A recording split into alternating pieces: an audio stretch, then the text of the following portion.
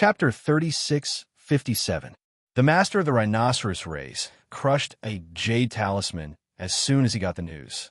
It was delivered by a warrior sent by Lu Li. The warrior said that if there was an emergency, he would be contacted soon.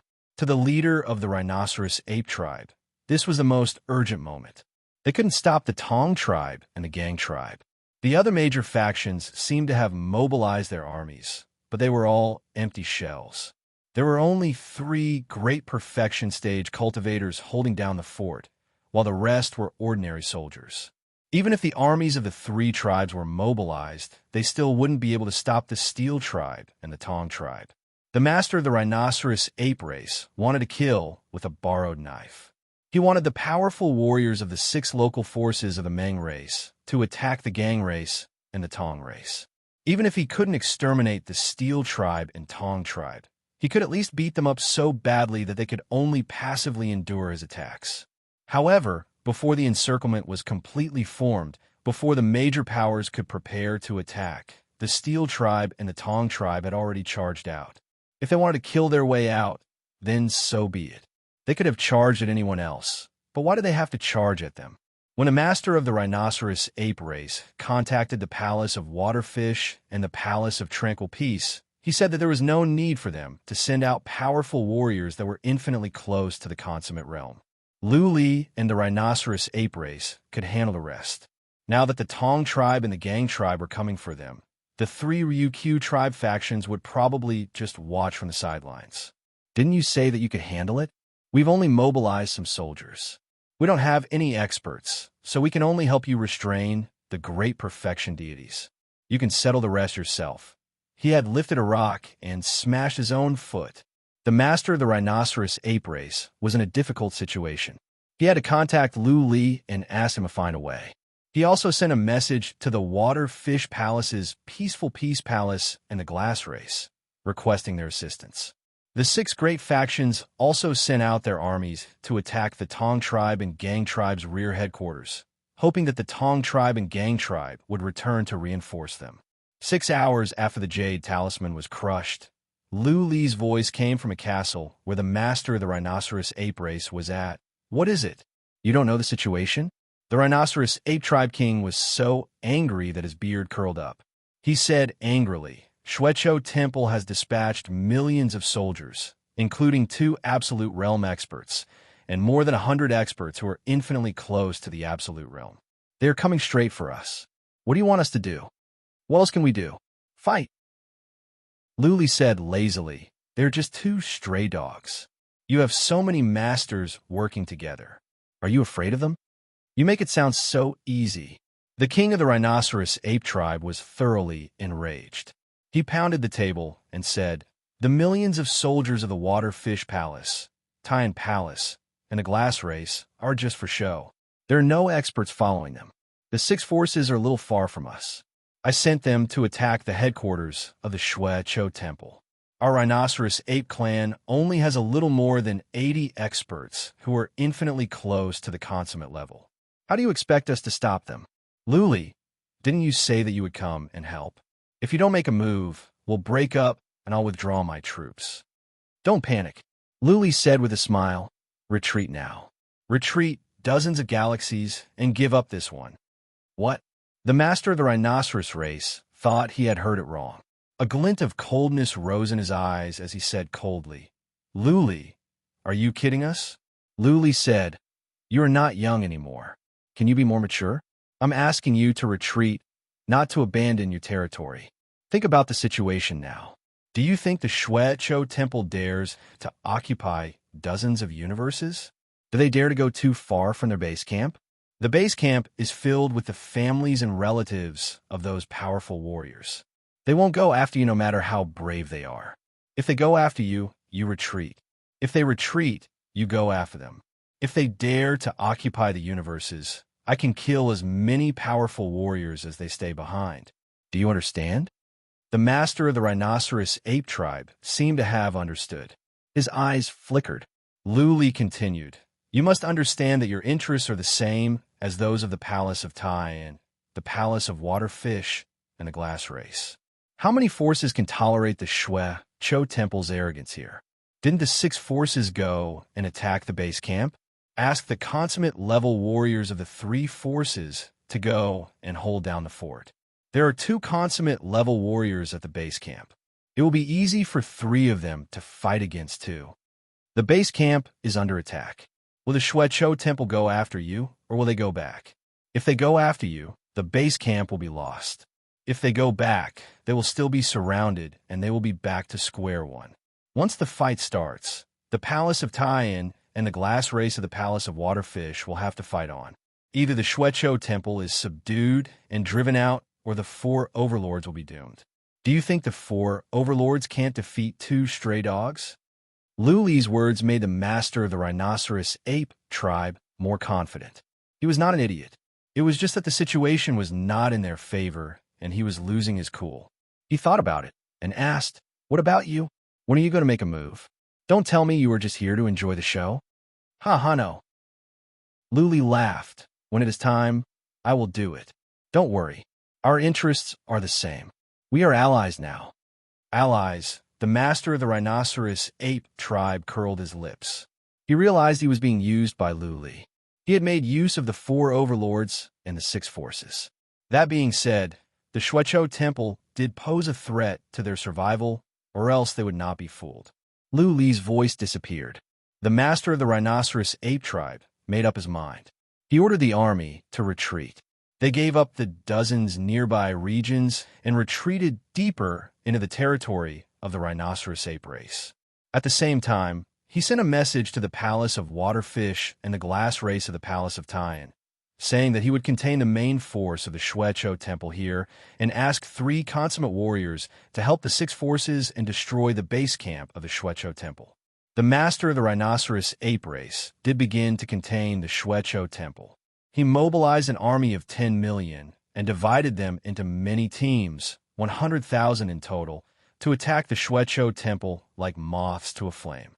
There were not many powerful warriors in each team of 100,000. They were purely committing suicide to contain the Shuecho Temple's army. Battles continued to break out in the void. The Tong race and the Gang race were speechless. They were ready to fight the main force of the rhinoceros ape race. But the main force of the rhinoceros ape race had been retreating. Instead, there were small teams that came to their deaths. They came from all sides like moths and were killed easily. The battle at the base camp began. All the powerful warriors of the six forces were mobilized. In total, there were about 200 warriors that were infinitely close to the consummate realm. All of them entered the region and killed their way to the city where the base camp was. The glass race of the Palace of Waterfish and the Palace of Tai and took action as well. However, they could not find out where their consummate warriors were hiding. The gang race leader was at a loss. He was in a dilemma. Should they continue to hunt down the rhinoceros ape race? If they kept retreating, how long would they be able to chase after them? The people at the base camp here would be wiped out. If they did not go back, they would be surrounded again. Go back. 5 days later, the gang race leader ordered for reinforcements. The main force of the rhinoceros ape race was several days away from them. The two consummate warriors didn't dare to act rashly, fearing that they would be ambushed by other consummate warriors. At this rate, they would never catch up with the rhinoceros ape race. The battle at the base camp was fierce. If they didn't go back now, the base camp would be in ruins. Chapter 3658. The Gang tribe and the Tong tribe led their armies back, and smoke was rising from the battle at their headquarters. He had spent a lot of top-grade divine materials to set up some arrays that could increase his combat power. The paragons on both sides didn't move, so they were evenly matched. The six major powers were going all out. They knew very well that if they didn't defeat the Steel tribe and the Tong tribe, the territory they had seized would immediately be gone.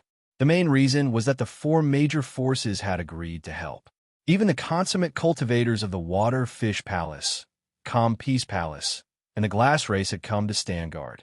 This made the six major forces feel very confident. With so many powerful forces, how could they not be able to kill two stray dogs? After fighting for a few days, the six major powers began to feel that something was amiss. The Water Fish Palace, the Peaceful Peace Palace, and the Gladiolus had sent an army of 1 million each, as well as 3 great perfection deities, but they didn't seem to make a move. They also realized that there were no experts among the armies of the 3 factions. There was not even a single expert who was infinitely close to the consummation realm. It felt like they were here to watch a show. At this point, both armies and experts had suffered heavy casualties. What could the 6 great forces do? He could only continue fighting. They continuously requested for reinforcements from the 4 overlords, expressing that if they did not send any reinforcements, they would not be able to hold on for much longer. At that time, they would have no choice but to retreat and let the 4 overlords have their fun. Palace of Fish, Palace of Peace, and the Gladius race paid no heed to the request for help. Years ago, the Rhinoceros race had said that they and Lu Li could handle the warriors and warriors. The 3 forces would only send out a warrior at the Rhinoceros race's level to deter and distract them. How could the Rhinoceros race ask them to help now? After another 5 days, the armies of the Steel Tribe and Tong Tribe returned with the Rhino Ape Tribe. However, the Rhinoceros Ape race did not immediately join a battle. The 6 factions could not hold on any longer and had no choice but to retreat from this domain. It was obvious that if the 4 chiefs did not make a move, they would not make a move either. The Glass Race's Waterfish Palaces, Peaceful Palaces, 3 great perfection realms questioned the Rhinoceros Ape race as to why they were not making a move.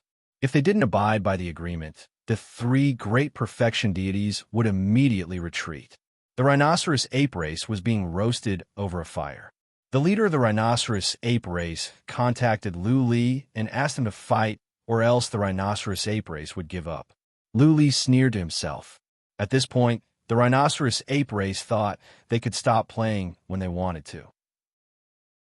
The Glass Race and the Waterfish Palace's Peaceful Peace Palace couldn't stay out of this either. Of course, Lu Li wasn't going to stand by and do nothing. He wanted the 4 overlords to get more involved so that they would have to fight for their lives. He transmitted his voice to the Rhinoceros Ape King, telling him to gather the 6 major powers and attack together. He would act in the dark, destroying the divine inscriptions array of the Guyu city while waiting for an opportunity to act. The Rhinoceros Ape Race King was forced into a corner. The 3 overlords were finding trouble with them, and the 6 great factions were continuously sending envoys over. This matter was led by the Rhinoceros Ape Race.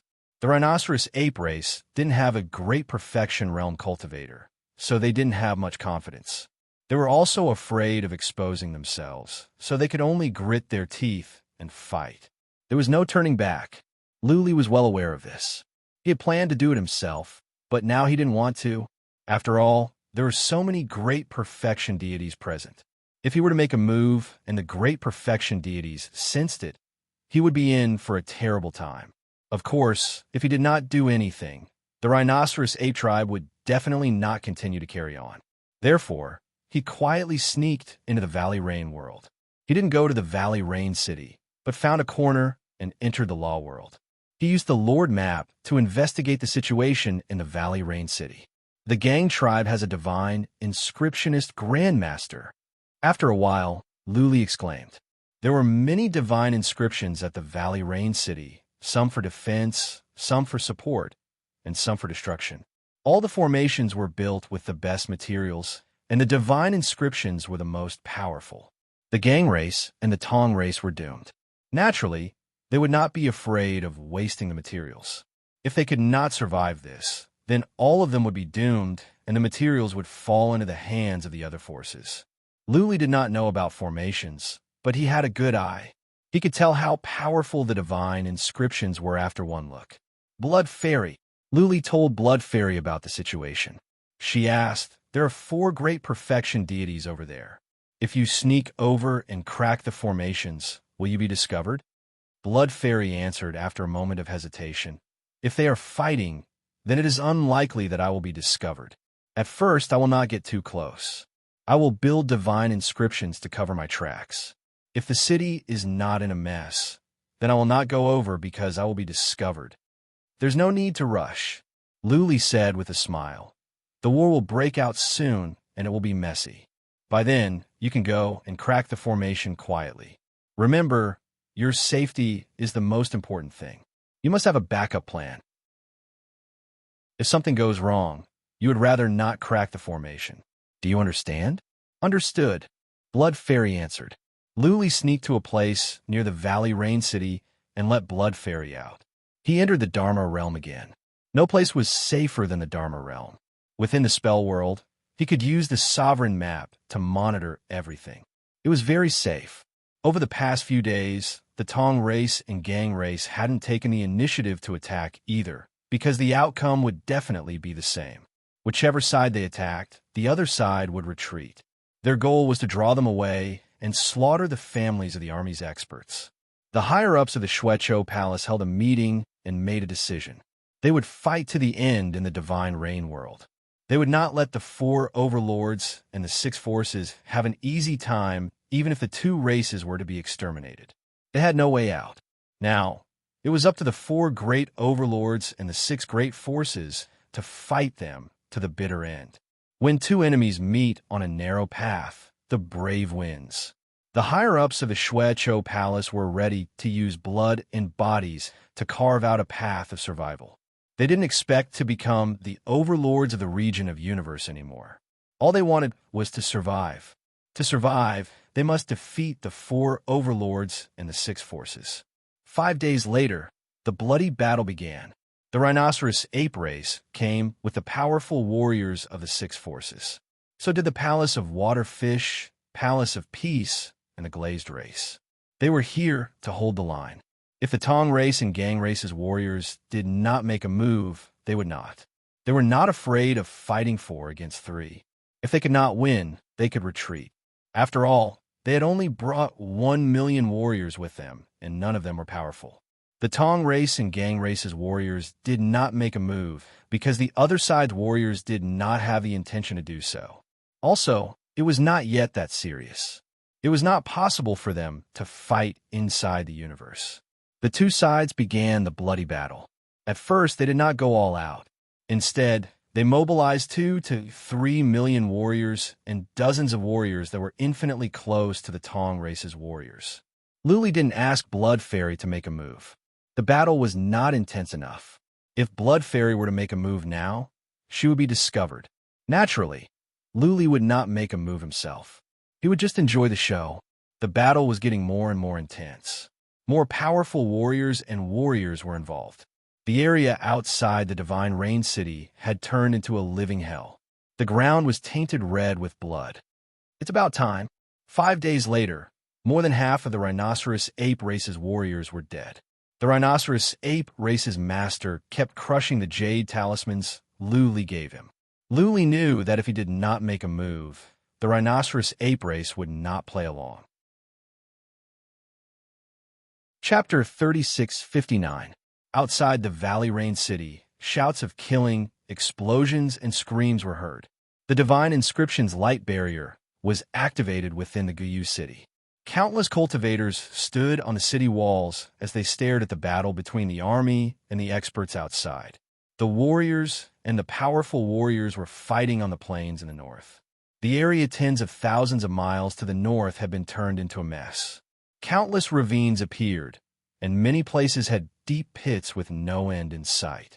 Inside the Valley Rain City, not only was there a shield, but there was also a faint purple ray of light. This ray of light lit up an area with a radius of thousands of miles. There was something wrong with this ray of light. After the warriors and the powerful warriors were enveloped by the ray of light, their strengths were increased by 20 to 30%. Strangely, the warriors of the rhinoceros ape race and the 6 forces were also enveloped by the ray of light, but their strengths were not increased. Instead, they were somewhat suppressed. This seemed strange, but the rhinoceros ape race and the 6 forces thought it was normal. This kind of spirit array was not particularly rare. The soldiers and experts on the other side had swallowed a type of pill in advance. The principle was very simple, but the materials used to set up the spirit array were more precious. Unless it was an emergency, such a spirit array would definitely not be set up. When the formation was activated, celestial stones would flow away like water. For forces like the 6 forces, if they were to activate this formation continuously, they would go bankrupt in 1 year at most. The Gang race and the Tong race were wealthy. They had always been the overlords of the chaotic star region. They had no lack of celestial stones and had a lot of resources. If they didn't use this formation now, when would they? It was because of this formation that they could resist the attacks from the Six Forces and the Rhinoceros Ape race. Above the city, four perfected realm warriors were standing. They had revealed themselves to put pressure on the enemies. Even though perfected realm warriors of the Palace of Peaceful Peace and the Glass Race were here, they were in their battleships. They were nowhere to be seen. Naturally, the warriors and powerful warriors of the Rhinoceros Ape race and the Six Forces were under great pressure. The leader of the Rhinoceros Ape race didn't make a move. He was on a battleship. He had one last Jade Talisman left. He had crushed 9 of the 10 Jade Talismans Luli gave him. But Luli hadn't sent him a message, which made him furious and frightened. He thought that Luli had stood him up and that he had been used as a tool. 5 to 6 million of the Rhino Ape race's army had died, and many of the Arch-Saint Emperors had died. More than 30 to 40 experts who were infinitely close to Paragon Saint Emperors had died. At this rate, all the powerful warriors of the Rhinoceros Ape race would die, but there was no trace of Luli. How could he not be angry? Once the Rhino Ape tribe's experts were all dead, so what if they destroyed the Gang tribe and the Tong tribe? What would they gain? At that time, wouldn't the Rhino Ape tribe be doomed? Xiao. A few experts flew over from afar. They were the leaders of the 6 major forces. Just as the experts were about to stop the leaders of the 6 forces, the Rhinoceros Ape tribe king waved his hand, and the 6 leaders flew onto the warship. The 6 experts were infinitely close to the Great Perfection Realm. They stood in front of the Rhinoceros Ape King and bowed. One of them said anxiously, "Lord Shi, we can't go on like this. Even if we can kill the experts of Xueqiu Temple, our experts will die. If we do, even if we win, what's the point?" Yeah, a patriarch of another force said, "Lord Shi, when will the Glau race and the Palace of Tranquil Peace of the Palace of Waterfish make their moves? They're the 3 great overlords. If they send out their experts, we can easily win this battle."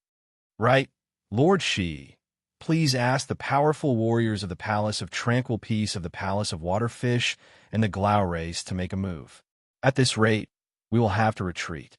Yes, we will fight for another half a day. If there are no reinforcements, we will retreat.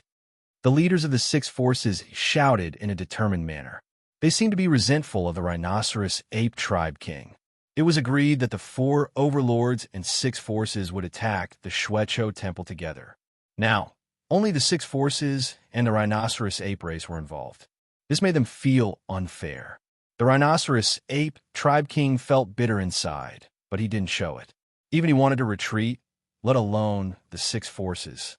Ask the Glau race of the Palace of Tranquil Peace of the Palace of Waterfish to make a move, not to mention whether they could invite him or not. They had solemnly promised him that they would. Even if they could, it would take more than half a month for the armies of the 3 forces to get here. What should they do during that time? What if the Xueqiu Temple came after them? The Rhinoceros Ape tribe king had to persuade Lu Li with kind words, telling him to hold on for another 2 days. He already had plans. He would talk to the Glau race of the Palace of Tranquil Peace of the Palace of Waterfish and ask them to hold on for another 2 days. What else could the 6 forces say? They had come to this point.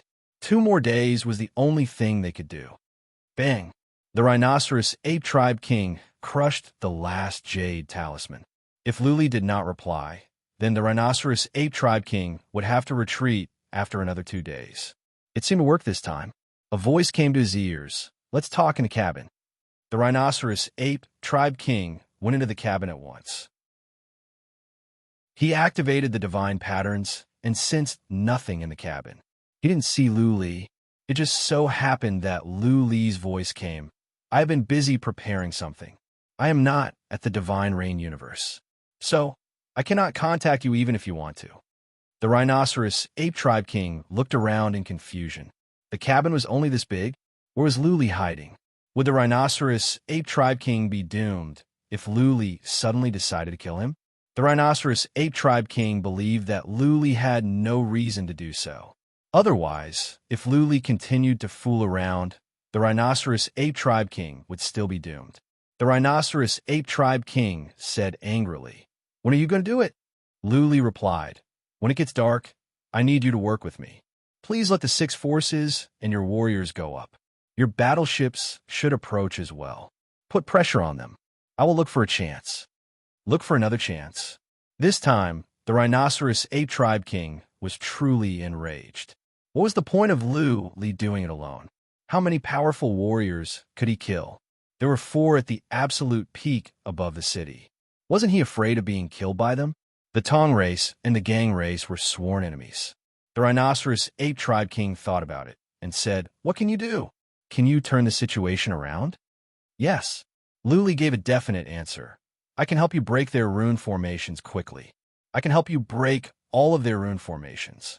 If the divine inscription formation suddenly disappears, their soldiers will definitely feel a sense of weakness for a short period of time. You can take advantage of this opportunity to kill a large number of them. Also, you can sneak into the city and kill their families to destabilize their morale. Maybe you could defeat them in one battle." "What?" The rhinoceros ape tribe king thought he had heard it wrong. He asked in surprise, "You can destroy their divine pattern formations quickly? Are you sure you can do that? Are you kidding me?" If the divine pattern formations could be cracked, then they could turn the situation around. If used properly, they could even defeat the Shuecho Hall. However, the rhinoceros ape tribe king had seen the divine pattern. It was powerful. Even if they were to break the divine pattern and all the powerful warriors of the rhinoceros ape tribe were to come out, it would take them at least half a month to crack the divine pattern, not to mention that there were so many warriors and powerful warriors guarding outside. Also, there was not only a defensive divine pattern formation, but also an amplification one. That formation was still in the city. How could Luli sneak into the city and crack it without anyone knowing? "I am not kidding," Luli said seriously. "Just work together. If you cannot crack it, just retreat. It won't do you any harm. Also, tell the 3 at the absolute peak and ask them to work together to suppress the 4 at the absolute peak of the Shuecho Hall." Chapter 3660. It was getting dark. Under normal circumstances, both sides should have stopped fighting. It was not that the night would affect the fighting, but that both sides wanted a rest. The continuous fighting had caused heavy casualties on both sides, and both were exhausted. Physical exhaustion was a small matter. The main thing was that both sides were under a lot of pressure and worried that they would be finished. At night, there was a scream from the rhino ape tribe. The army and the experts retreated as they fought. The blood-feud temple did not pursue them. The 2 sides gradually separated. It seemed that the battle was going to stop again. Several elders from the Gang tribe and the Tong tribe commanded the army to retreat and assemble. They even sent out a group of soldiers to treat the wounded and clean up the battlefield. The army and the experts of the blood-feud temple did not enter the city. The shield of the city could not be opened and closed all the time. For the experts, tens of thousands of miles could be crossed in an instant. It would take time for so many soldiers and experts to enter and leave. Therefore, the army and the experts of the blood-feud temple went to the back of the city, where there was a simple camp. Recently, the army and experts had been resting here. Dong, dong, dong, the army and the experts had just entered the camp to rest. Before they could even take a sip of water, there was a continuous sound of metal ringing in front of them. This was the warning of an enemy invasion. Many experts flew up to check the situation. When they saw the army coming from the north, an elder of the Gang tribe shouted angrily, "Are they out of their minds? They just retreated and now they attack again?" "Elder Rue, something is wrong," a Saint Emperor next to him reminded. "It seems that there are more soldiers and experts on the other side. Also, the warships that seem to have great perfection cultivators are moving. All forces attack," the commanding elder roared. All the experts and troops of the 6 forces and the rhino ape tribe pressed forward. It was obvious that they wanted to catch them off guard. They did not dare to hold back. All the soldiers and experts rushed out and pressed against the enemy. The 4 great perfection cultivators had returned to the camp and had to fly up as well. They were confused. The 3 great perfection cultivators on the other side had finally moved. Did they want to fight? fight in the divine rain boundary? Were they crazy? If the realm collapsed, none of their experts and armies would be able to escape. The four great perfection paragons on this side were on high alert, constantly sensing the presence of the three great perfection paragons on the other side. The powerhouses on this side were also keeping a close eye on the battle situation, with no powerhouses paying attention to anything else. No one noticed that a succubus had appeared below the city. Blood Fairy had already laid out a divine glyph. This divine glyph was not very useful, and it was also inconspicuous. It could only block out divine will and prevent detection. Of course, if a paragon sensed it, this divine pattern wouldn't be of much use.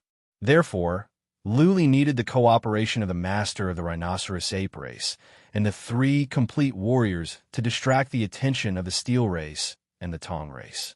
Blood Fairy had been meditating in the Ice Queen Palace for almost 100 years. Her attainments in divine inscriptions far surpassed all the strong cultivators in the 8 star fields.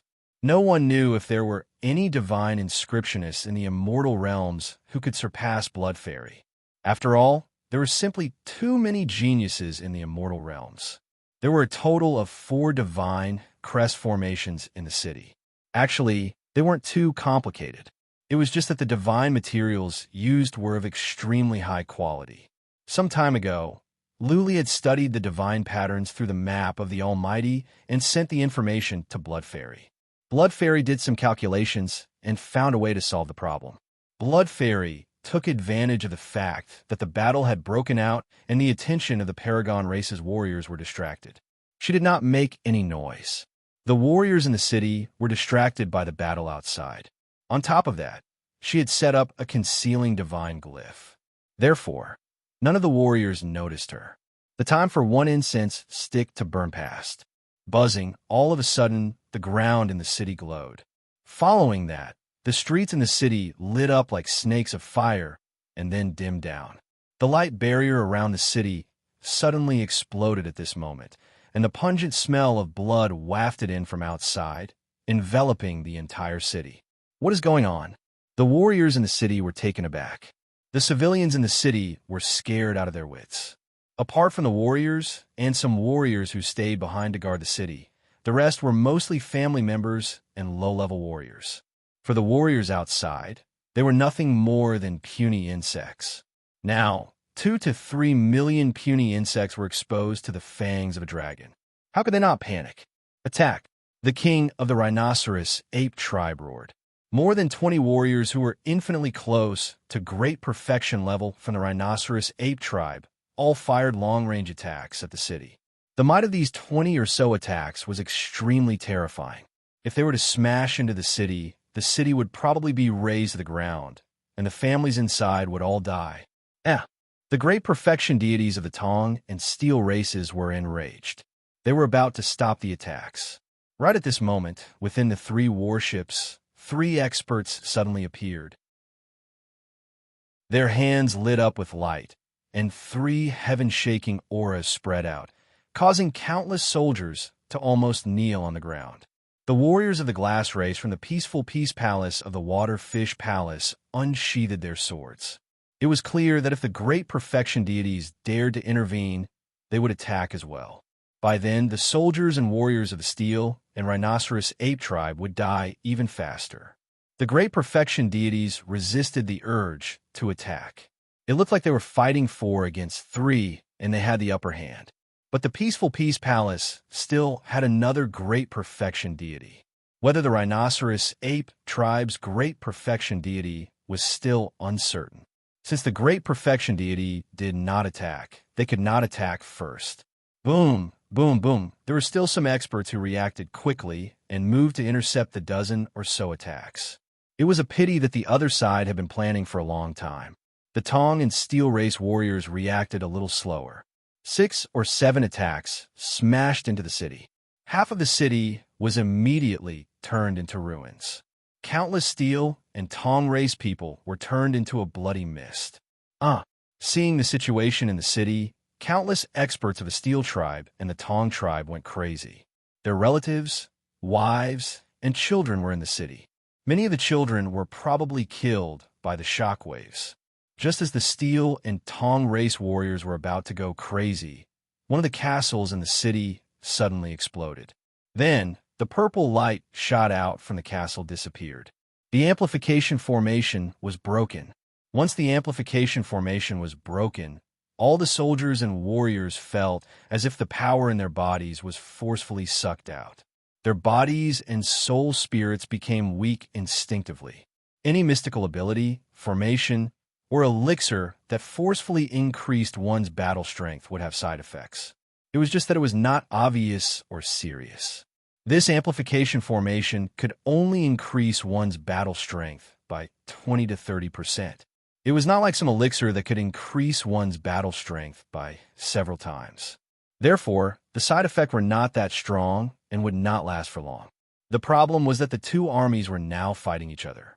The city on this side had been breached. Their clansmen and families were killed. Many soldiers and experts were panicking. Now their battle strength suddenly dropped and their bodies weakened. On the other side, the city had been breached. Their morale was greatly boosted. The result was obvious. Boom, boom, boom. The rhinoceros ape race and the six factions' martial experts and armies attacked crazily. In these few seconds, the steel and tong race's death rate increased by several times. It felt as if they were not on the same level. We lost. The steel race tribe leader's heart sank. He knew that they had lost this battle. There was no turning back. If they continued to fight, they would all be wiped out.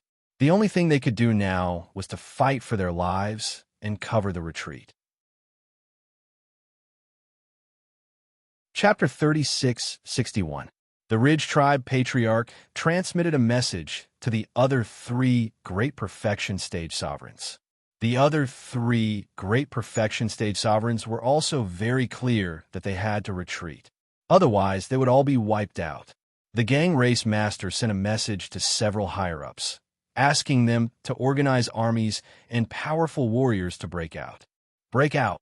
The patriarchs of the Hall of Blood Vengeance led some warriors in one direction. The women and people in the city split into several teams and fled with the armies and warriors. Two of the four young warriors of the Hall of Blood Vengeance made their moves. The two older ones flew toward the Rhino Ape race and the six forces, leaving some warriors behind to bring up the rear. The Gang Race and the Tong Race's intentions were clear. They were prepared to sacrifice these two great paragons in this portion of the army's powerhouses. If the four overlords and the six major powers insisted on pursuing them, then these two great paragons and these soldiers were prepared to stay here. Before they died, they would definitely drag a bunch of powerhouses and soldiers down with them. The warriors that stayed behind didn't matter. What worried the Rhino Ape race and the six forces were the two perfect warriors. They were two perfect warriors who were ready to die. They didn't care if the Divine Rain universe would collapse or not. They wouldn't care about anything. If the six forces dared to kill them, then they would drag all the powerful warriors of this universe down with them. Buzzing, the hands of the two perfect warriors glowed. Horrifying energy spread out from them. Their killing intent soared to the sky. The two perfect warriors stood in the way of the pursuing army, ready to die together with them. The six forces didn't chase after them after the Gang Race Master ordered them to stop. What a joke. Two perfect warriors were going to risk their lives. How could the six forces continue? The perfect warriors of the three forces didn't move. They watched as the armies and warriors of the Tong Race and the Gang Race retreated. When most of the warriors of the Gang Race and the Tong Race had left the Divine Rain universe, the remaining warriors and the two perfect warriors retreated slowly. Lu Li's voice sounded in the ears of the Rhino Ape Race Master. Think of a way to get three perfect warriors to take action. 3 against 2. The two perfect warriors are dying of old age. If we can keep them here, then the Hall of Blood Vengeance will not be a threat to you. At least, they will lose their footing here. How could a rhinoceros ape tribe leader not want this? The threat of 4 full paragons was too great. If there were only 2 full paragons, Shuecho Temple would definitely not dare to stay here. They would leave immediately, and their crisis would be resolved.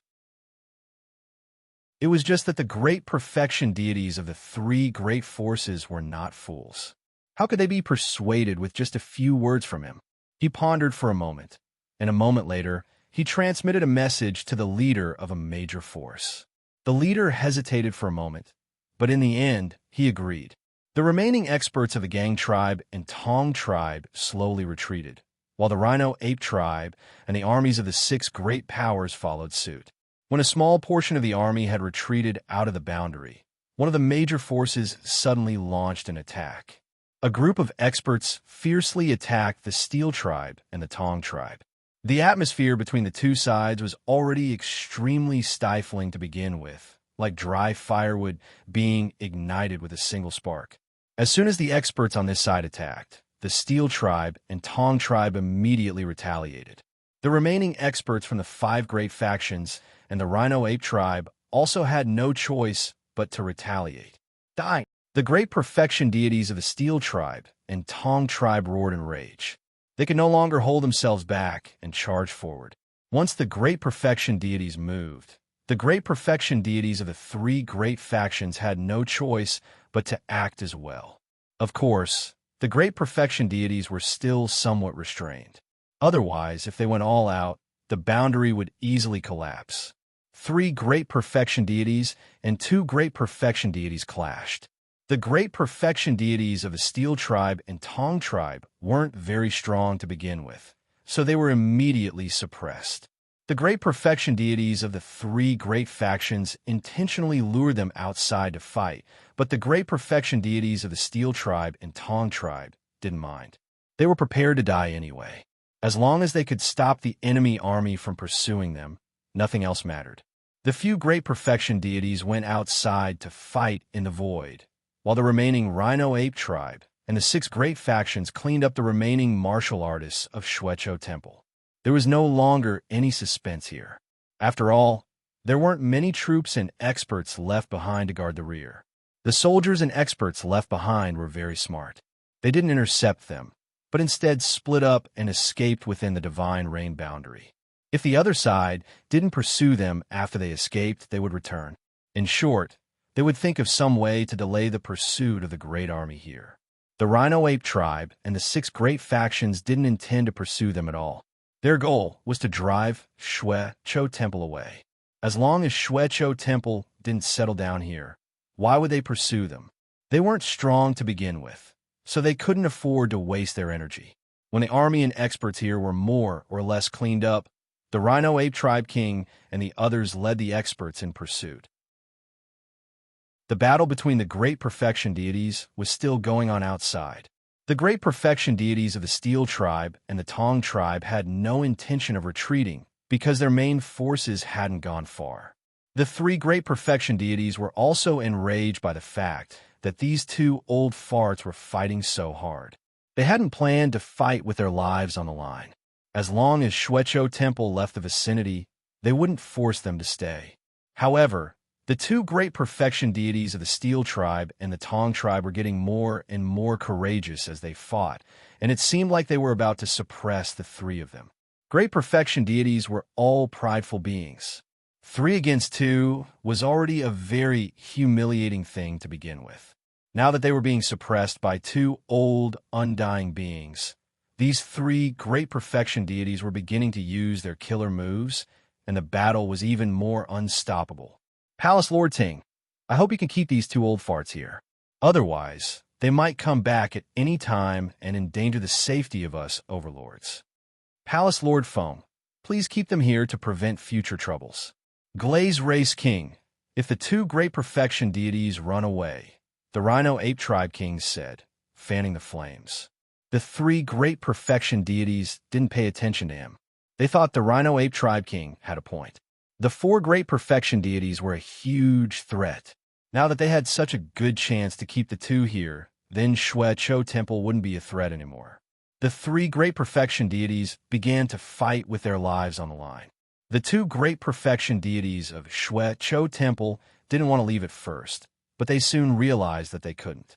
The battle lasted for 3 days and 4 nights. After another great perfection deity of Palace of Tranquil Peace took action, the battle came to an end. Two great perfection deities stayed here. Luli was relieved to learn that the two great perfection deities were dead. The Steel tribe and the Tong tribe only had two great perfection deities left. Many powerful warriors who were close to the great perfection deities perished. More importantly, they had lost their foothold. It was impossible for them to rise up quickly. The Rhino-Ape race and the Six Forces were relieved. With the death of the two great perfection deities, Shuecho Temple could no longer have a foothold here. Their crisis was over. After this battle, the Six Forces also noticed a problem. It was unrealistic for them to occupy the Meng race's territory. But if they could work together, it might be a way out. Keep going. Luli snuck away from the Divine Rain universe and went after the Steel tribe and the Tong tribe. He had cut off one arm of the Steel tribe and the Tong tribe. He planned to cut off another arm of the Steel tribe and the Tong tribe so he could rest easy. Chapter 36-62. One by one, the battleships tore through the sky. The cabins of the battleships were filled with cultivators. All of them looked dispirited and sad. There were also many cultivators who had sorrowful looks on their faces. Even more cultivators had fear and confusion in their eyes. They had lost the battle of Divine Rain Domain completely. Two great perfection realm martial artists had died. Dozens of martial artists who were infinitely close to great perfection realm had died. More than half of the soldiers and countless Saint Emperors had died. The soldiers and ordinary martial artists were fine, but the death of the two great perfection realm martial artists affected the Steel race and the Tong race the most. The morale of the soldiers was at its lowest point. Many martial artists were in a state of panic. They didn't know where to go. They had no future and no hope. They felt like they could be destroyed at any time. This was the worst feeling. Many martial artists even thought of sneaking back to the chaotic Sky Star territory to fight the 10 rulers. They wanted to kill as many as they could. The higher-ups of the Tong race and the Steel race were also panicking. Fortunately, they found out that the 4 chiefs and the 6 factions didn't pursue them. Otherwise, they would have lost all hope. The higher-ups gathered in a big cabin to discuss the way out. It was impossible to go back and take revenge. They could only find a place to live and recuperate. They couldn't go back to the chaotic Sky Star territory. They took out the map of the Sky Universe Star territory and the simple information they found and discussed it. All the territories in the Sky Universe Star territory were divided by the chiefs. No matter where they went, they could touch the chiefs' interests. No overlord would tolerate the appearance of a major force that could threaten them within their sphere of influence. Therefore, they found that the Sky Universe Star territory was so big, but they had nowhere to go. They had nowhere to go in the Sky Universe Star territory. They couldn't go back to the chaotic Sky Star territory. Should they go to the Heavenly Dipper Star territory? There were also countless major forces there. They would be attacked by the major forces there. The world was so big, but they suddenly felt they had nowhere to go. How about we go to the Immortal Domain? An elder suggested. This suggestion made all the elders' eyes brighten. They could go to the long hair race and the armor race, just like the Gue race. They could rely on the long hair race and the armor race and become their vassal race. They had been tricked by the long hair race and the armor race this time. Would the two races not give them a piece of land if they went there? As long as they had a piece of land, they would have a chance to develop. However, the journey to the Immortal Domain was long. There was still a long way to go before he could reach the Long-Hair tribe and the Armored tribe. They brought many family members and low-level warriors with them. There were so many powerful clans in Immortal Domain, so chaotic. When they arrived at the two clans' territory, would they all die? There was another problem, and that was the keys to enter the Celestial Domain. They didn't have that many keys, so they couldn't bring millions of clansmen into the Celestial Domain. Back then, when the Gu clan entered the Immortal region, they were led by the Iron Armor race and the Long Hair race. This time, the formidable martial artists from the two races left immediately without saying anything about bringing them along. Let's find a place to stay for the time being. Later, we'll send experts to the two races and ask them to receive us. In the end, the The Steel tribe leader decided to temporarily find a plane to hide in, then sent a messenger to the Long Hair tribe and the Steel Armor tribe to discuss this. Since it was just a temporary resting realm, it was easy to deal with. They looked at the map, and an elder said, "There are many realms outside the Sky Universe star zone. This one seems to be a vassal realm of the Meng race. Now that the Meng clan is no longer around, this plane is unowned. We can occupy it at will. Okay, let's go this way." None of the patriarchs had any objections. Compared to the ones in the Sky Universe star zone, these were just temporary residences. They could stay here for 2 or 3 years at most. It didn't matter if the realm was poor, as long as it was safe. With the plan in mind, the group of powerful warriors felt relieved. They saw a glimmer of hope. The battleship changed its direction and flew out of the Sky Universe star zone. Luli didn't hear the conversation in the battleship, but he did notice that the battleship had changed its direction. Are they leaving the Sky Universe star zone?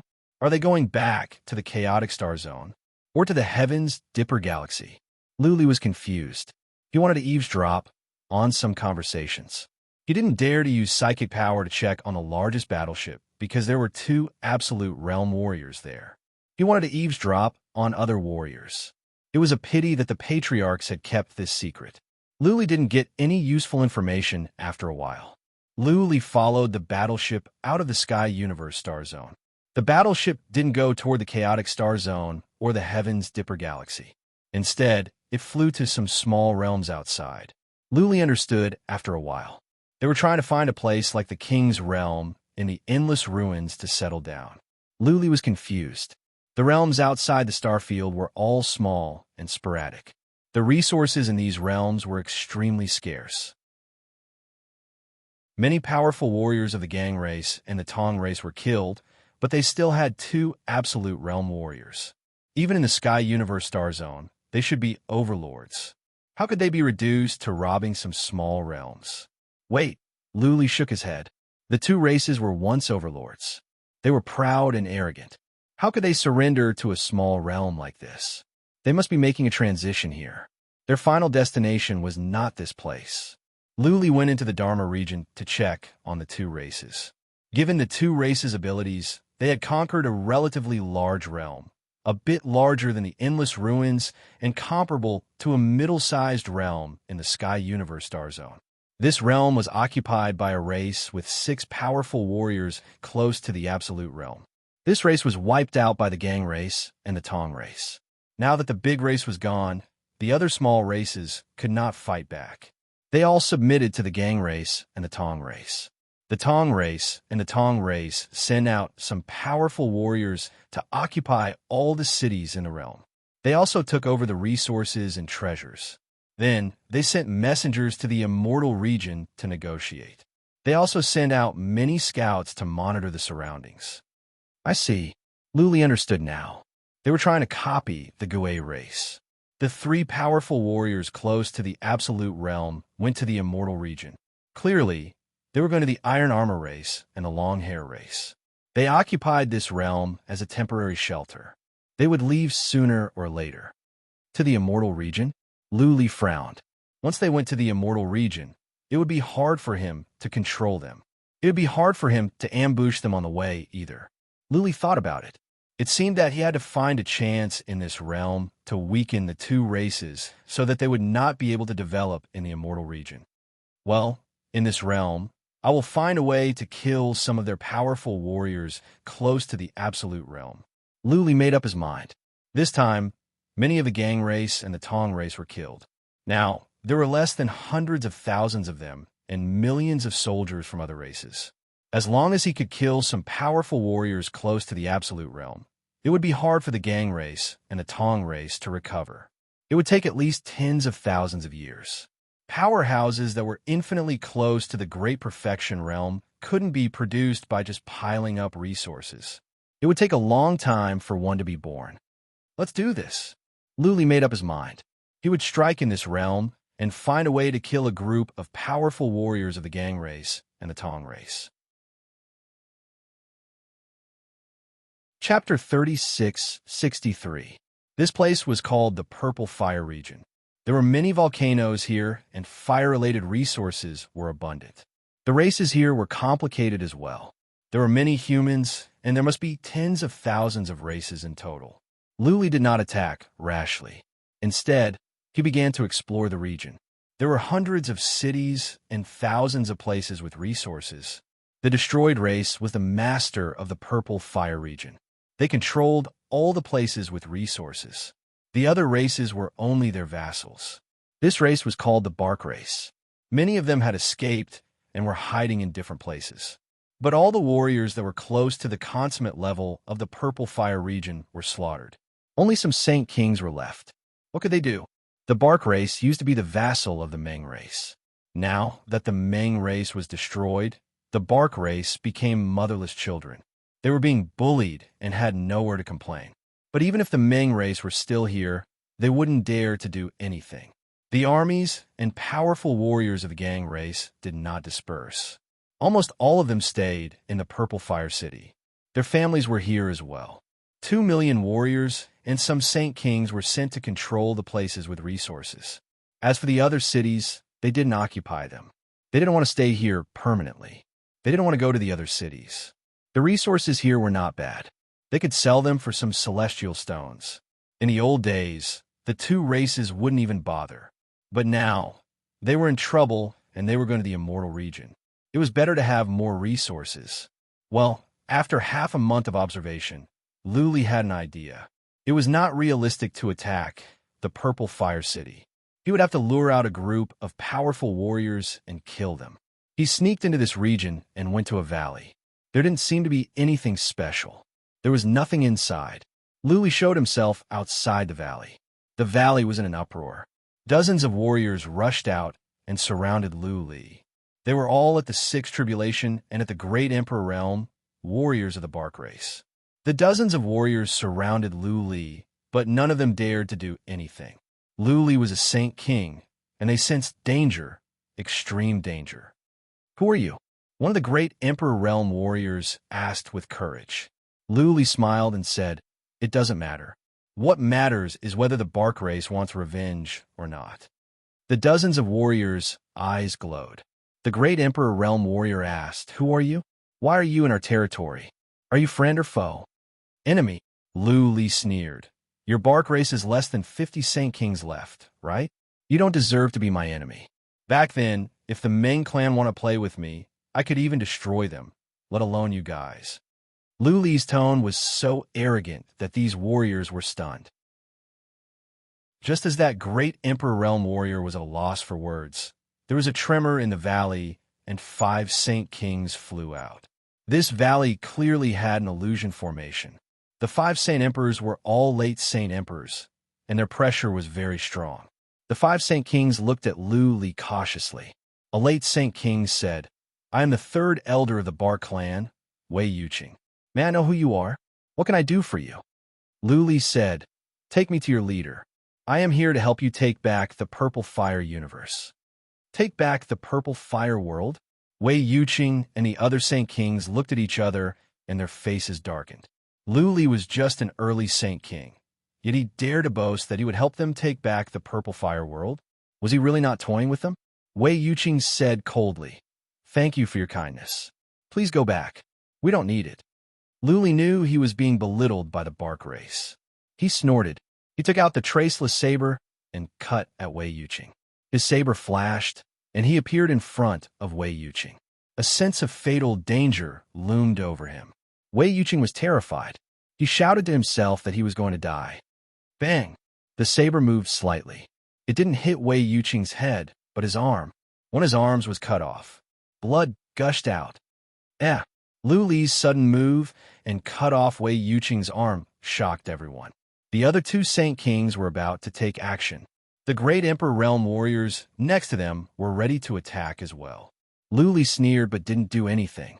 At that moment, Wei Yuqing shouted, "Don't move." Whoosh, whoosh, whoosh, the valley was trembling again. Hundreds of warriors came out. More than 10 Saint Kings and more than 100 Great Emperor realm warriors surrounded Luli. Still, Luli didn't move. He put away his saber. Wei Yuqing took a pellet and pressed on his arm to stop the bleeding. He stared at Lu Li for a while and suddenly asked, "Is your surname Lu?" Lu Li had changed his looks using skill of transfiguration. Wei Yuqing didn't have the ability to see his real face yet, but he recognized the traceless saber. The Bark race had been paying close attention to what was happening in the universe region. They were worried that the Meng race would be implicated after the Meng race was wiped out. Naturally, the Bark race had heard about how Lu Li made a mess at the Rhino Apes race. Coincidentally, Wei Yuqing had been in charge of the intelligence of the Bark race. Therefore, he had some doubts. Lu Li was surprised that Wei Yuqing could see through him. He said, "You know the consequences if you dare to tell anyone about my situation." Wei Yuqing trembled upon hearing this. He dropped to one knee and said, "Lord, we are as blind as a bat. Please forgive us for offending you." Wei Yuqing's kneeling stunned the other powerful warriors of the Bark race. After all, Lu Li appeared to be only at the initial stage of the Saint King realm. How could Wei Yuqing be so scared? All the Saint Kings turned to Wei Yuqing, who shouted, "What are you waiting for? Hurry up and pay your respects to the Lord." All the powerful warriors of the Bark race that were close to the absolute peak were killed. Many Saint Kings were killed as well. Now, the only one left was Second Patriarch. Second Patriarch was in the valley. Wei Yuqing had the highest status here. Even though the Saint Kings were confused, they all dropped to one knee out of trust for Wei Yuqing. Lu Li threw them a casual glance. He said emotionlessly, "Let's talk inside. Keep the information confidential." "Don't worry, my lord." Wei Yuqing stood up at once. He didn't even care about his arm on the ground. He led Lu Li in with an obsequious smile. The group of experts was somewhat dumbfounded. Just who was this person? Third Patriarch had to smile apologetically after he cut off one of his arms. Could it be that this man was not at the initial stage of the Saint King realm, but at the absolute peak? Inside the valley was a completely different world. The valley was just an entrance. As soon as they stepped in, they found themselves in a small world.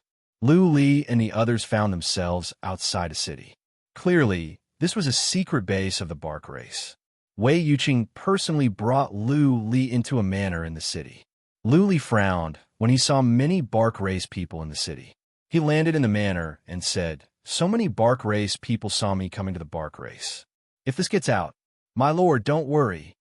Wei Yuqing said at once, "No one is allowed to go out without permission. I will ask the patriarchs to erase the memories of all the people in the city. Apart from me and the two patriarchs, no one else will have any memory of my lord arrival." "Okay," Lu Li nodded. This Wei Yuqing was sensible. He saved Lu Li a lot of trouble. Lu Li walked into the castle. Wei Yuqing waved for most of the Saint Kings to leave. Only Lu Li, Second Patriarch, and another Patriarch were left.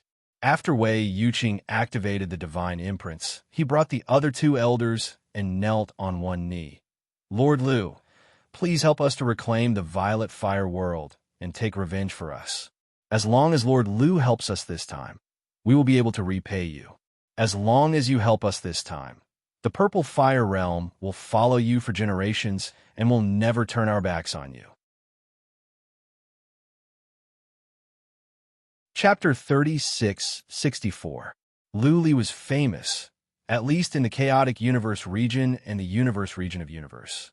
After the Meng race was wiped out, the Bark race had been worried that they would be wiped out by the Rhinoceros race. Naturally, they had been paying attention to the Rhinoceros race. However, the Rhinoceros race was defeated by Lu Li alone. How could the Bark race not be afraid of Lu Li? It didn't matter who they followed. Given the Bark race's current strength, they might not be able to take over the Purple Fire universe, even if the Tong race and the Meng race were to leave. Now that they finally had a thigh to lean on, the Bark race naturally would not let go of it. Patriarch 2 and Patriarch 4 received Wei Yuqing's message. When they learned that this was the famous Lu Li, they were delighted. Following Wei Yuqing, they bowed to Lu Li in a very humble manner. Lu Li sat on the main seat and said nothing. He looked at them calmly. The atmosphere in the castle was suffocating. The three patriarchs of the Bark race were too afraid to breathe. Lu Li was only at the initial stage of the Saint King realm, but his shadow was like the bark of a tree. Countless powerful warriors close to the perfect realm had died in his hands. The three patriarchs of the Bark race were naturally nervous. They were afraid that Luli would kill them before they could say anything. After the time for half an incense stick to burn, Luli said, "It is difficult to avenge you and wipe out the two races. There are two at the perfect realm over there. But as long as you follow my instructions, I can help you kill some of their warriors close to the perfect realm. After they suffer heavy casualties, they will probably leave here. By then, the purple fire universe will be yours." "Thank you, my lord." The three patriarchs were overjoyed. They knew very well how powerful the two races were. They knew the background of the two races. Luli's words were enough for them. Wiping out the two races was out of the question. Killing some warriors close to the perfect realm and driving the two races away would be the best outcome for them. The three patriarchs expressed their full cooperation, and they would follow Luli's instructions. They were not worried that Luli would cheat them. What did the Bark race have? They didn't even have a single warrior close to the perfect realm. What was there for Luli to cheat them? Even at the peak of the Bark race, Luli could wipe them out easily. "Are you sure that you can mobilize all the major races of the Purple Fire universe and make them listen to my orders?" Luli asked. The three elders hesitated. Jie Yuqing replied, "Most of the tribes should be able to be mobilized. After all, that side has violated the interests of all the tribes in the Purple Fire world. Of course, the other side is too strong, so there might be some tribes that don't contribute." "That's it." Luli nodded. "Follow my plan. I can help you wipe out half of the powerful warriors of the Tong race and the Xian race. If there are too many casualties, the Tong tribe and the human tribe won't dare to stay here any longer. They'll find somewhere else to settle down. After all, there are many realms nearby, big and small. There's no need for them to fight to the death here." "All right." The three patriarchs were excited. Luli asked them to bring the map of the Purple Fire universe and began to make arrangements. After talking for 6 hours, Luli finally left. Half a day after he left, most of the Saint Emperors of the Bark race left the valley and dispersed in all directions. The humans and the Tong race didn't care too much about this realm. They asked around and found out that other than the Bark race, the other races in this realm were all small races. The Bark race's powerhouse that was infinitely close to the Paragon stage had already been killed, so they naturally wouldn't care about the rest. What they paid more attention to was the situation outside. They mobilized many scouts to monitor the outside, while they paid no attention to what was happening inside. The 2 million warriors spread out and occupied all the resources inside. Every resource was guarded by some Saint Emperors. Not one powerful warrior that was infinitely close to the Paragon stage was sent out. As far as the Paragon race was concerned, it was better for the powerful warriors to stay together in case they were assassinated. Every one of their warriors that was infinitely close to the Paragon stage was precious. It didn't matter if the warriors of the Paragon race died, but the warriors of the Paragon race could not die. The occupation of the resources went smoothly. The resources were originally occupied by the Bark race. Now that the powerful warriors of the Bark race were killed, the warriors and powerful warriors of the Bark race went into hiding. There were no warriors guarding the resources. The warriors of the Paragon race went over and took over the resources. A month later, a resource location was attacked. The 100,000 warriors and 10 Saint Emperors were all slaughtered. None survived. The battle was fierce. It only lasted for a couple of hours. The warriors of the Paragon race and the Tong race didn't even have the time to come to the rescue. Before the Paragon race could react, another resource location was destroyed. This time, several Saint Emperors escaped and sent back the news. They said that they were attacked by the army. There were close to 100 Saint Emperors. They couldn't stop them at all. Half a day later, another 2 places were attacked. The army was almost completely wiped out. In just a day, 400,000 warriors had died. They only had a little over 4 million warriors left. A tenth of them had died. Most importantly, they had died in a small realm. This made them furious. A tiger that fell into a plane would be bullied by dogs. The Paragon race's king was furious. He quickly reacted. He ordered the rest of the army to retreat. At the same time, he sent out 30 warriors that were infinitely close to the Paragon race. The Paragon race's king ordered that all the great races in this realm should be massacred. Not a single one should be left alive. Their army couldn't die in vain. The 30 warriors that were infinitely close to the Paragon race were divided into 5 teams. The Paragon race's king didn't want any accidents to happen. They didn't have many warriors that were infinitely close to the Paragon race. There were only a little over 100 of them. They were the foundation of the 2 races. It was not convenient for the Paragon race's king to act. They wouldn't act easily. The warriors that were infinitely close to the Paragon race were the foundation. Something that made the Paragon race's king and the Tong race's king furious happened. The 6 teams moved out separately. Just 2 days after they left, the jade talismans of 6 warriors that were infinitely close to the Paragon race suddenly exploded. In other words, the 6 warriors that were infinitely close to the Paragon race were dead. They had only left for 2 days. It could be said that it was an organized and premeditated ambush. The attack on the 400,000 army was just to attract their warriors to reinforce. The real goal was to lure and kill their strongest warriors. The Purple Fire Realm didn't have any warriors that were infinitely close to the Paragon race. The jade talismans of the 6 warriors exploded almost instantly. In other words, the 6 warriors were killed in seconds. This was strange.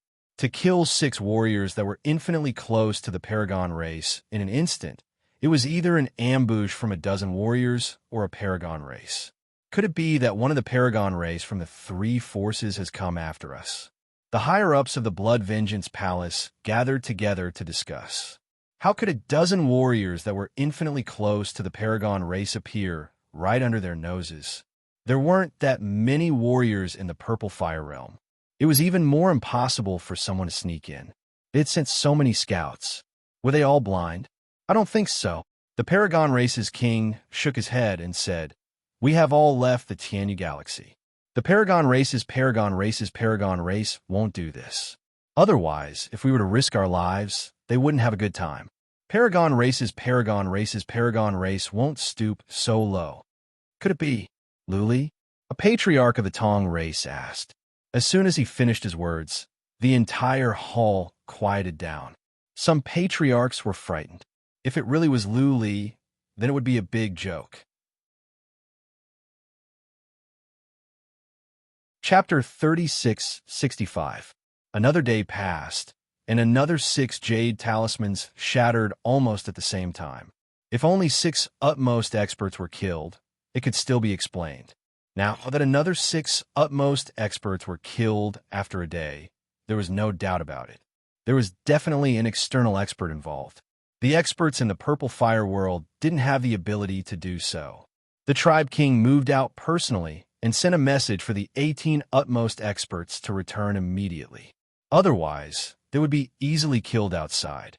They couldn't care less about those soldiers. Even if they were all dead, there was nothing they could do. The tribe king went out personally to receive them. Even if there was a great perfection realm tribe king, he would be able to resist, and escape wouldn't be a problem. The clan king flew in a straight direction. He didn't fly towards the location where the 12 experts had met with mishap. Instead, he flew in the direction of the 6 closest supreme experts. The experts who had died were no longer important. What was important was the experts who were still alive. He would first receive the living experts back before investigating the cause of death of the dead experts. He was very fast. After half a day, he found 6 elders. He led the 6 elders and continued to fly to receive the other utmost experts. They actually didn't discover that the elders were killed. Perhaps it was because the tribe king had come out. Therefore, they didn't dare to move. The tribe king used a special message to get the other experts to fly in this direction. After gathering all the experts, he would investigate the cause of death and receive the soldiers. Half a day later, the tribe king met another team of elders. Now, there was only one team of elders left. The tribe king used the jade talisman to sense and realized that the team of elders wasn't heading towards them. Instead, they were flying towards the west. The tribe king frowned. Could it be that the team of elders had discovered something? The tribe king thought about it and retrieved a battleship. He drove the battleship to the fastest speed and flew in that direction. After chasing for 6 hours, they caught up to the team of elders. They also knew why the team of elders was flying in this direction. It was because there was a bloody battle going on. An army of a few 100,000 was surrounding and attacking their army of 100,000. This team of sane emperors had probably received the news and were here to provide reinforcements. Could it be a trap? The tribe king didn't act rashly. His spiritual perception spread out like a tidal wave. He first checked the surrounding situation. After investigating for a while, he didn't find anything out of the ordinary. There were no experts hiding nearby. He sensed that the army and experts were preparing to retreat, so he waved his hand and said, "Kill them. Kill them all." The 100,000 soldiers on their side were almost all massacred. How could it be so easy for the several 100,000 soldiers on the other side to escape? The 6 elders on the other side had already split up to intercept them. He ordered the 12 elders on the warship to rush over as well. Massacre. The 12 supreme powerhouses rushed forward and released their powerful mystic arts. They wanted to intercept the remaining 200,000 soldiers first. After the interception, the slaughter began. Experts who were infinitely close to the consummate level against the soldiers were no different from slaughtering chickens and cows. A single sweep would wipe out a large area. The clan leader felt that it was beneath him to make a move. He controlled the battleship and flew over slowly, hovering in midair. He was prepared to wait for these 18 utmost powerful beings to slaughter the entire army before bringing them to receive the rest of the army. Something's wrong. At that moment, the ground below suddenly lit up. Pillars of light soared into the clouds, interweaving rapidly like a spider's web. In an instant, this part of the world was enveloped. Ha ha ha ha. Almost at the same time, a burst of laughter came from the sky. It was as loud as a clap of thunder. The powerful warriors of the Hall of Blood feud trembled in fear. Clan leader, long time no see. I have been waiting for you. The voice was so loud that it shook heaven and earth. It was like a bolt from the blue. The content of the voice, coupled with the powerful formation, made all the patriarchs of the Tong race feel endless fear. Lu? Who else could it be? It had to be Lu Li. The clan leader was like a lion with its fur standing on its ends. A horrifying chi and energy rose from him. He used psychic power to search for Lu Li. He searched for the time for a couple of breaths, but did not find Lu Li. He suddenly realized that he had fallen into a trap again. Lu Li's voice was clearly meant to distract him so that he could not crack the formation at once. In the time for a couple of breaths, the formation had taken shape. It would be difficult to crack it now. Also, at that moment, a small formation lit up down below, enveloping the warriors. All the powerful warriors that were close to the complete completion of the Tong race flew up. Just now, all the powerful warriors had seen this formation. Those that were not there had seen it through the crystal of memory. This was the formation that killed more than 200 powerful warriors of the Tong race and the Iron Armor race. Regardless of whether he could crack the formation or not, the clan leader took action at once. He dashed out of the battleship, took out his supreme weapon, and hacked at the sky. Swish! A shocking sword light appeared, and a huge crack appeared in the sky. The power of heaven and earth gathered in all directions. The power of this sword light was too terrifying, and it caused all the soldiers below to fall limply to the ground, unable to breathe. Boom!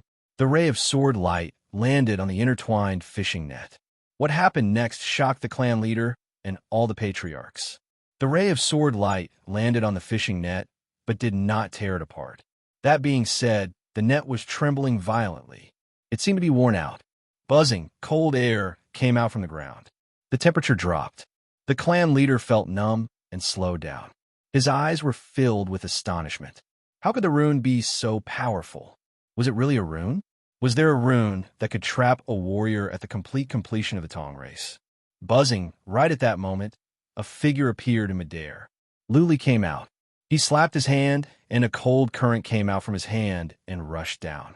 The moment the cold current appeared, the clan leader's eyes were filled with fear.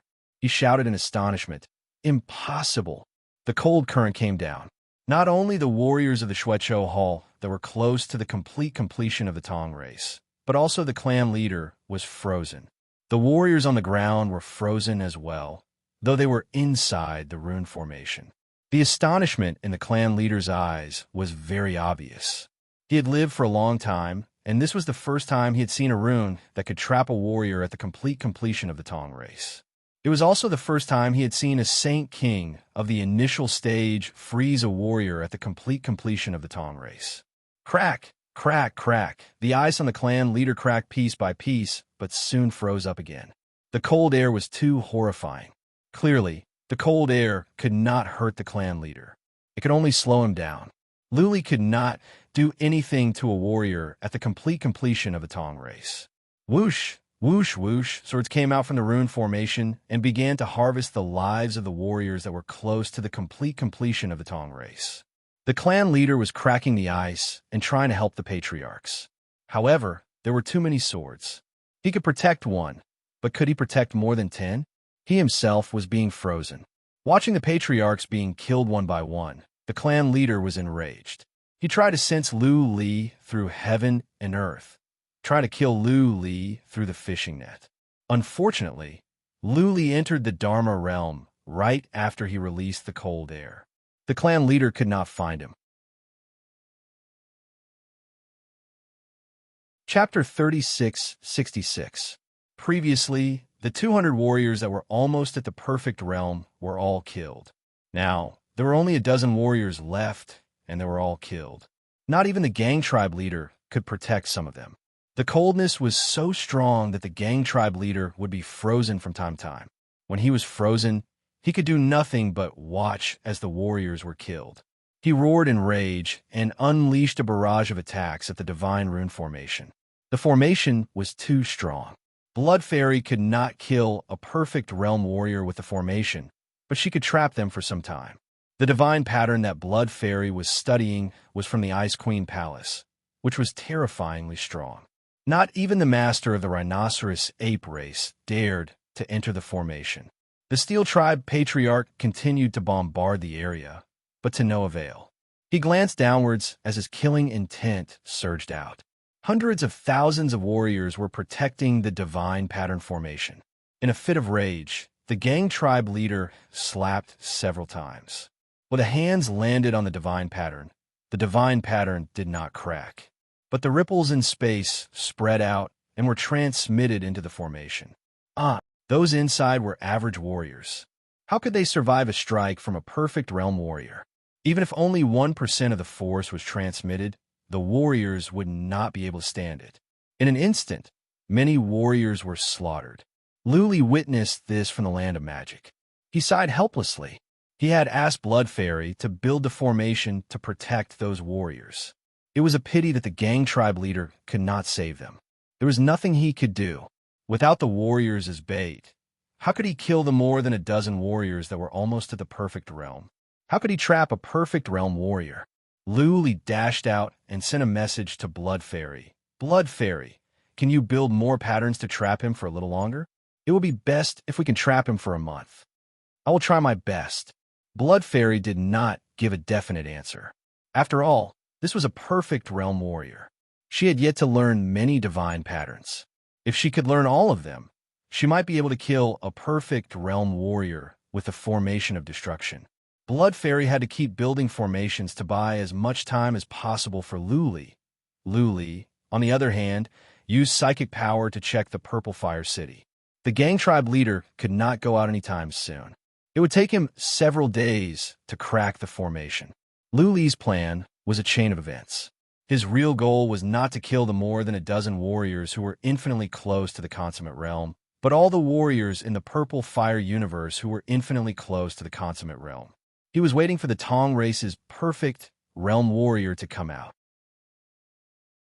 Here, the gang tribe leader was trapped, and the more than a dozen patriarchs were killed. Once the gang tribe leader came, the Purple Fire City would be defenseless for Luli. The gang tribe leader came. The Ridge Tribe's patriarch went out to receive him. Their scouts reported that the Ridge Tribe's patriarch had received many of the elders. Originally, they thought that everything was fine. But just now, The 24 patriarchs were all dead. Fortunately, the gang clan's clan king's life jade talisman did not shatter. Otherwise, they would probably all go crazy. The Paragon Stage Tong clan quickly gathered a group of powerhouses for a discussion and sent out even more scouts to investigate the situation. Realm Warrior. And they were, with so many family patriarchs? If they could not, what if something went wrong when they left the Purple Fire City? They had to wait anxiously, waiting for the scouts to send back a message. After this incident, they sent out many scouts and built a preliminary communication channel. Time moved on. Soon 2 days passed. Finally, the news came back. All the powerful warriors were in an uproar. Luli had come. He had set up a formation and a trap. He had killed the more than a dozen patriarchs and trapped the gang tribe leader. Currently, the Great Formation was still continuously attacking, as if it wanted to strangle the Ridge tribe king to death. The patriarchs of the gang tribe were enraged. They jumped up and were about to rush out to save their gang tribe leader. The Tong race tribe leader shouted and stopped all the powerful warriors. The Tong race tribe leader said coldly, "That is Lu Li. Do you want court death?" Fear flashed in the eyes of the group of experts. The tragic deaths of over 200 supreme experts in the Black Sun world all those years ago appeared before their eyes. Lu Li was full of tricks. If they rushed over, they might fall into Lu Li's trap, and all of them would die. A patriarch of the gang tribe said, "Then what should we do? Are we going to let something happen to our gang tribe leader? If something happens to our gang tribe leader, we will never be able to atone for our sins."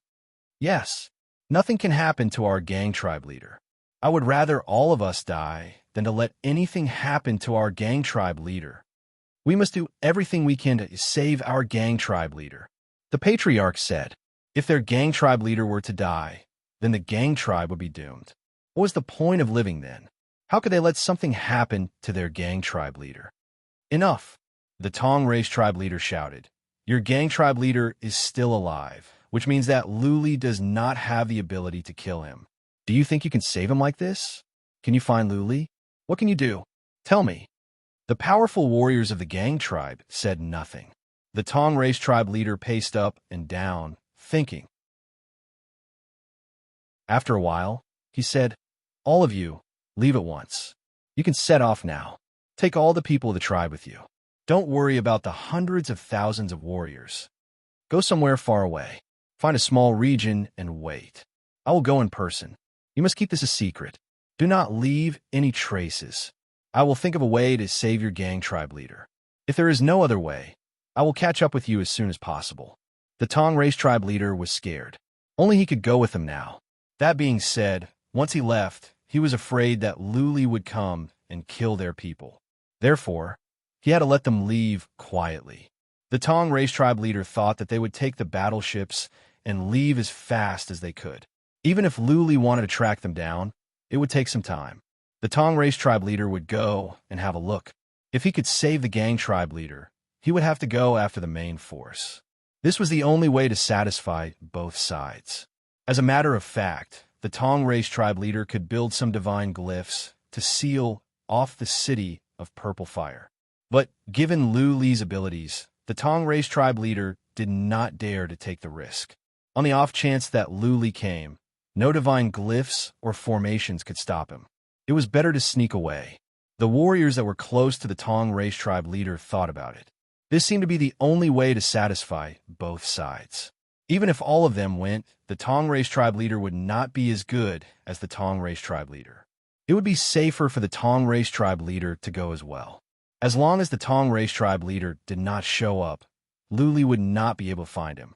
After the agreement was made, the Tong race tribe leader took action. The other warriors who were close to the Tong race tribe leader took actions. They gathered all the people and put them into interspatial artifacts. When all the people were in, the powerful warriors activated the divine glyphs in the city and snuck out of the purple cloud region. Lu Li had learned everything. After the powerful warriors left the purple cloud city, Lu Li took actions as well. He left stealthily and went after those powerful warriors. As for the gang tribe leader, Lu Li didn't care. He could not kill the gang tribe leader. Remember the mobile website. Chapter 36-67. The perfect warrior of the Tong race spent more than half a day to find the gang race master who was attacking the divine pattern formation. The divine pattern formation seemed strong. The gang race master was confident that he could crack it. It was just a matter of time.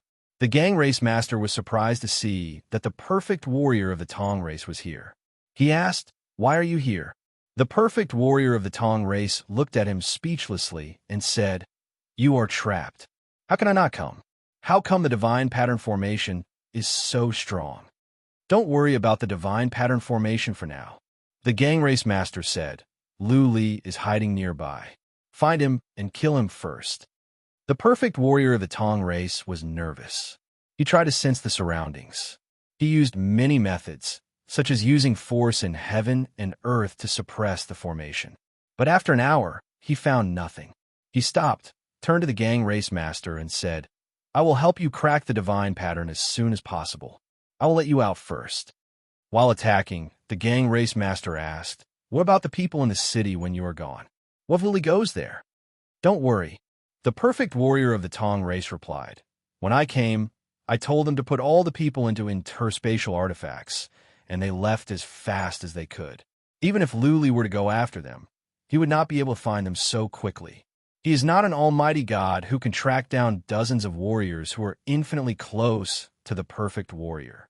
He's not that fast. I was afraid that we would all be wiped out, so I did not take them with me."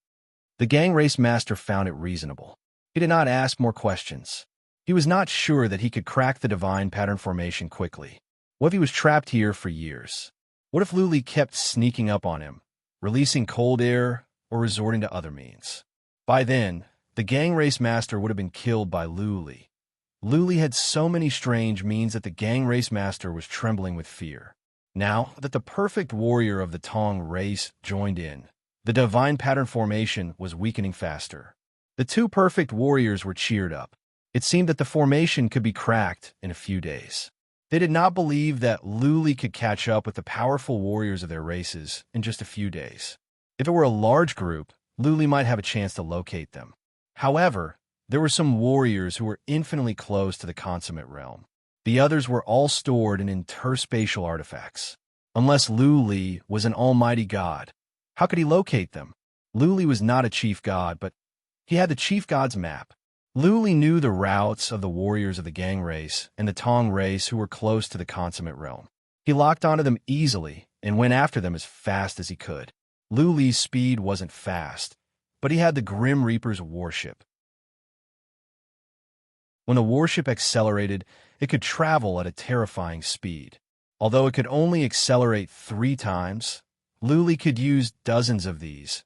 Lu Li continued to accelerate, closing the distance between them. The dozens of opponents who were infinitely close to the Paragon level were very fast, and they did not stop at all. They flew all the way north, then west. They strictly obeyed the orders of the Tong clan's Paragon level, not daring to stop for even a moment. After 4 days of pursuit, Lu Li was not far away from them. The warriors at the perfect realm seemed to feel safe and were ready to find a small universe to stay. They circled around a small universe and then flew away. For some reason, they didn't go in. Half a day later, the warriors who were infinitely close to the Paragon level arrived at a deserted universe. They went into the deserted universe. The deserted universe was gloomy and shrouded in a dark fog that seemed to be poisonous. Lu Li was delighted to see that they didn't leave. He sped up to the extreme and arrived at the deserted universe in less than half a day. Without any hesitation, Lu Li snuck in to look for the warriors who were infinitely close to the Paragon level. Of the two races, there were only slightly more than 100 warriors who were infinitely close to the Paragon level. Some of them had been put into interspatial artifacts. There were only 60 to 70 warriors who were relatively close to the Paragon level. The place was filled with poisonous gas. Those powerful warriors didn't let their people out from the interspatial artifacts. A group of powerful warriors hid in a cave that had a formation of illusion. All of them were sitting in there with their legs crossed. They said nothing. Their flickering eyes betrayed their uneasiness.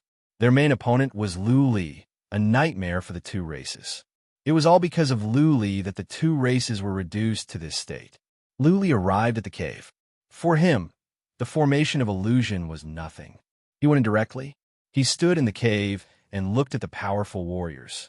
He didn't do anything else. The cold air poured out from his hand and froze the 60 to 70 warriors in an instant. He didn't even bother to resort to other means to deal with warriors infinitely close to the paragon level.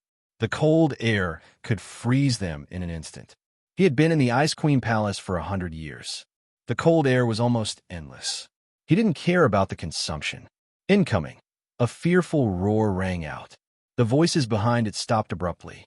All the experts were frozen. At this moment, they felt that even their souls had been frozen. Lu Li took out the traceless saber. He lifted it up slowly. Amidst the terrified looks of the warriors infinitely close to the paragon level, he hacked at one of them. Boom! That warrior's head was crushed. His entire body was frozen, including his source of energy. He could not put up any defense measures. He had to take the brunt of the attack. How could he survive such a fierce attack from a supreme weapon with his body? He died instantly. Boom, boom, boom. Lu Li smashed at the warriors one by one, killing them one by one. It was so easy. It was as if he was slaughtering cattle and sheep. He smashed the heads of all the powerful warriors. He didn't destroy the interspatial artifacts in their hands. He did this on purpose. He didn't want to wipe out the two races. Otherwise, the two absolute completion warriors would lose their minds. They would try their best to kill their way into the Heavens Crossing city and slaughter his people. Lu Li left some of his people for them, some ties for them, and some hope for them. In this way, they wouldn't lose their minds and act recklessly. Soon, dozens of powerful warriors were beaten to death by Lu Li. Lu Li did not collect their treasures, nor did he destroy their interspatial artifacts. Instead, he left after leaving a letter. The gang race leader and the Tong race had been freed. They spent several days to crack the formation. They came as fast as they could, but they were still a few days late. They found the group of absolute completion warriors through the special senses of their own race, only to find that they were all dead. Lu Li, seeing the broken heads in the cave, the gang race leader bellowed in rage. The Tong race leader unleashed his killing intent as well. Soon, they found the interspatial artifacts. They checked and were surprised to find that none of their people were killed. They also found Lu Li's letter. There were only a few words in the letter. We are allies. Why turn our backs on us? If you are heartless, I will be unjust. From today on, we are even. If you offend us again, you will be beheaded. Chapter 3668. The letter left behind by Lu Li silenced the two races. The two of them were weighed down as well. It was not Lu Li's fault that things had come to this. It was them. Back in the days, the gang race and the Tong race were Lu Li's allies. Lu Li had been to the gang race's city several times. But in the end, the gang race and the Tong race courted their own doom. Ambition and desire had led the two races to make the wrong decision. They wanted to become a supreme overlord, to become an existence like the Gue race in the past. After recuperating for 100 years, the Steel Tribe and Tong Tribe had grown much stronger, and their ambitions had also grown. When the Iron Armor Tribe and the Long Hair Tribe came to them, they didn't hesitate for long and immediately agreed. They had thought that with the support of the two super races, they were sure that they would succeed. However, there was a variable, and Lu Li was the variable. Not only did Lu Li work with the Nine Masters, but he also used formations of destruction to kill more than 200 warriors that were infinitely close to the consummate realm, resulting in their defeat. Now, Lu Li had caught up with them and killed dozens of their most powerful warriors. They had suffered a great loss. No, the gang race master suddenly came to his senses and said, "We are at the Meng race. Is it because of Lu Li that the forces are working together?" The Tong race was lost in thoughts as well. This seemed to be Lu Li's style, to work together. More importantly, Lu Li could track them down so easily. It was highly possible that Lu Li had been tailing them. The gang tribe king gritted his teeth and said, "Why don't you bring them to the immortal domain? Should I go back to the chaotic star region and find a way to kill Lu Li's family? The gang clan leader was truly enraged. Lu Li wasn't giving them a way out. Jiang and the others had already been chased out, and Lu Li still wanted to exterminate them. This caused them to completely fall from a super race to an ordinary race. Even if they went to the immortal realms, it would be extremely difficult for them to rise again. Forget it, the Tong race warriors sighed. If Lu Li dares to come, then he is not afraid of your revenge. What was more, Lu Li had strange stealth skills and such powerful divine patterns. Even if you sneak into the Sky Moon City, what if their clan has set up a powerful divine imprint? If you can't kill them, you won't be able to return even if you're surrounded by a few great perfection deities. If you don't come back and we go to the immortal region, what will happen to your clansmen? The clan leader of the gang race gave up after some thoughts. Lu Li's hiding skill was too good. The clan leader of the gang race could not kill Lu Li. What was the point of killing some of Lu Li's family members? If he died there, who would be the commander of the gang tribe? Without the gang clan leader, the gang would die. Lu Li, the Tong race warrior, would be the gang warriors. Tribe warriors was not. Li's. Lu Li, just you wait. Clan Lu Li, the gang said. The Tong clan king asked, we still have some soldiers in the Purple Fire World, what about them? Are we returning to the Purple Fire World?